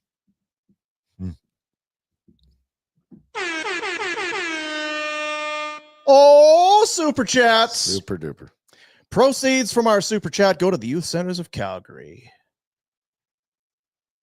And for that donation, we will take your comment and put on the show. R&B, $6.99. Fellas. Just want to say thanks for the great coverage during the playoffs. An emotional roller coaster, but ended well. Marchand to Calgary 8.5 times 3 years. No chance. But would you like it if somehow it did happen? It'd be fun. I feel like it's a Yager thing where we would love it, but it would not. Yeah, Yager was only 1 year too. That's right. Yeah, Marchand is certainly closer to being in playing shape than Yogs was when he arrived. Yeah. Sure, it'd be fun. I would not understand why. Maybe he hates Edmonton that much that he needs to come join this side of the Battle of Alberta. Yeah. Probably not though. Thanks, R&B. Oh, if you wanted to pay him 8.5, that would be why. He'll get it. You think he's going to get 8.5? Yes. Or he'll get some huge term that they're going to put him on Roberta Island. I think he'll stay there for 4. Yeah, I mean, if he stays, he's not getting like it's another one of those things. If he hits the market, it's north of 8. That's my prediction. Really? With term. Yeah. With term. What's your term? What do you mean by term? Like, I mean, not 1 year deal. Like he'll get 3 or 4 years. Yeah. Nice being bred. Yeah. He's done a lot to up his stock since the trade deadline. That's for sure. Again, I think I asked you last week, wasn't it? Did he want 7 million? million? I think the Bruins wanted to give him 6. He wanted 7. There was back and forth. Yeah. You can get 8 now. Well, that's good work. You can get it. Go. We're not going to pay you what you want, so you're going to have to leave and go win a Stanley Cup and live in Florida and then make more. Then you won't get 7, you'll get 8. And we're going to give all the money that we should have given you to Elias Lindholm. We'll show you. You dirty sons of guns. Yeah, we got your replacement. We signed him in the off season. Okay. You trade me to Florida and I'll live in Florida and win a cup and then make more money down the road. That'll show me. Lessons learned. I would be so curious if Lindholm is happy yet. He was pouting hard in 2-3 different cities over the last couple of years. Hasn't been good. And I don't know. You know what? I don't know if it's his fault. Like he had 2 years where everything clicked around him and he was playing with 2 superstars. Maybe he never was the number 1 center so much as a guy on a line. Did I ever show you my Elias Lindholm impression? No, Let's see it. Have to. You want to see it? Okay. Full screen. Oh. What do you think? I've worked on it a little bit. It's good that you've spent some time trying. Jack, did you like? Can you do one more time?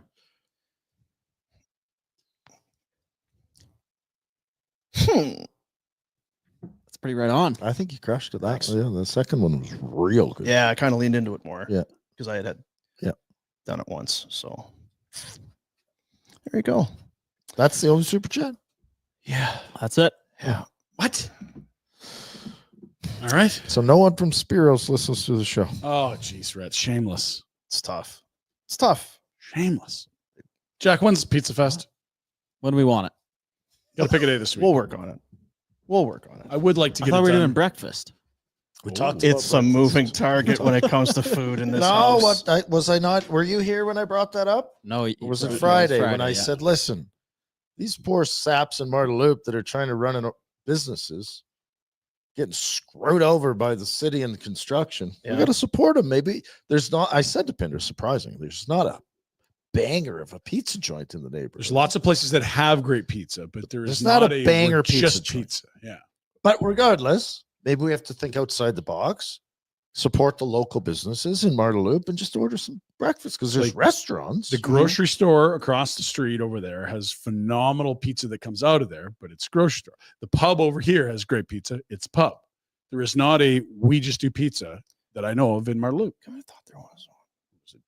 Dusty late night slice place, but No, we should have maybe pizza joint, Boomer's Pizza. Oh no. Why? it's too It's busy. a home run. Dude, he's going to Wainwright. You He's can too get busy. cheap real estate in Marner Loop right now. I don't know if that's. Yeah. That's So here, can we see your business plan? Okay, well, you know how easy it is. I found a spot in Marta Loop. oh No. Rejected. Yeah, we just had a My lawyers at McLeod Law have advised me against. we actually just got Well, you burnt gotta by some trust their- gelato you place gotta- there. We They can't have go back. strongly You advised got to trust their opinion. against our business plan in Marta Loop. Anyway, so yeah, tomorrow back at it. Another day closer to the draft, which we just found out it's Friday. Jeez. It's this week. This week, Can't believe Jack.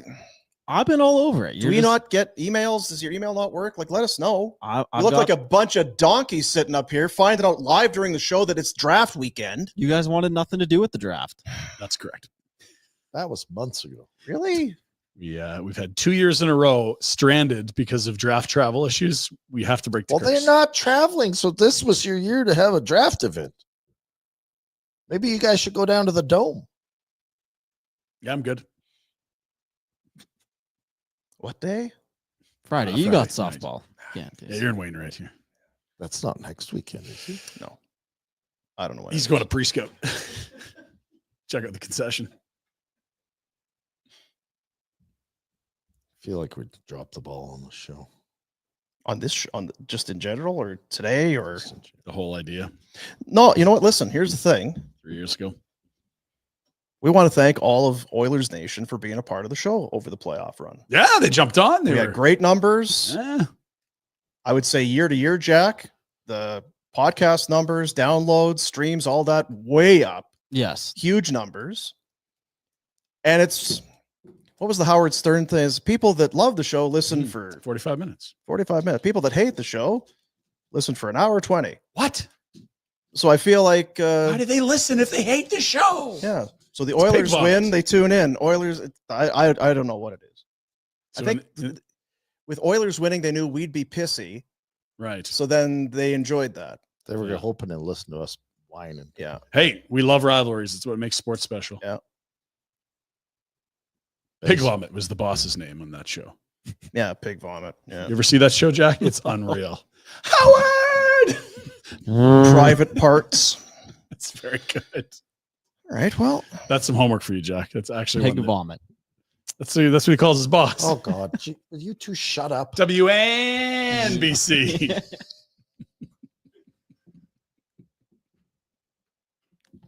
Jack, how was the show today? Great show. Yeah. It's good to see Frank again. It was I good to miss see Frank. Frank. I miss Frank. Yeah. Sure, we'll see him again. Our paths will cross down the road, I'm sure. Yeah. That's right. That's right. Bum's the only one that went and visited him. I did. I We went and had sandwiches. was trying to kill time between wrestling events, but yes. What's new in the wrestling world? Yeah. Have they come to Stampede? No. What? Should. There will be some independent wrestling shows, I think, going on, but not WWE. Mm. All roads lead to SummerSlam, boys. Where's SummerSlam this year? I believe it's New York. You going? I'm not going. Let's go.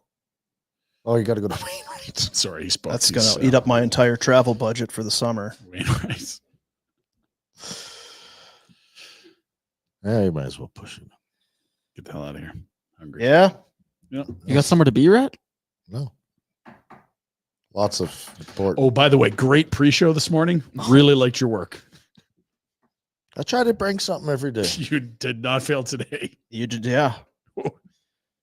I mean, Spicy meatball today. I made meatballs yesterday. Did you? Ravioli, delicious. You have prime rib and meatballs going in the house right now? We don't eat turd burgers. We eat food. I just mean like You don't that's go a and nice grab that- back-to-back run. That box of burger, the frozen burgers, crack them open and it's like white on one side and you need the chisel to break them apart. Nope. Knows what he's doing. Made homemade soup on Friday, Dean. Oh, You loved it. Paninis. Got the panini press out. I love panini. Unreal. Baby. Blast from the past. Thank you, Lowell. Long It's time. true. Long time. Appreciate you. See you, buddies.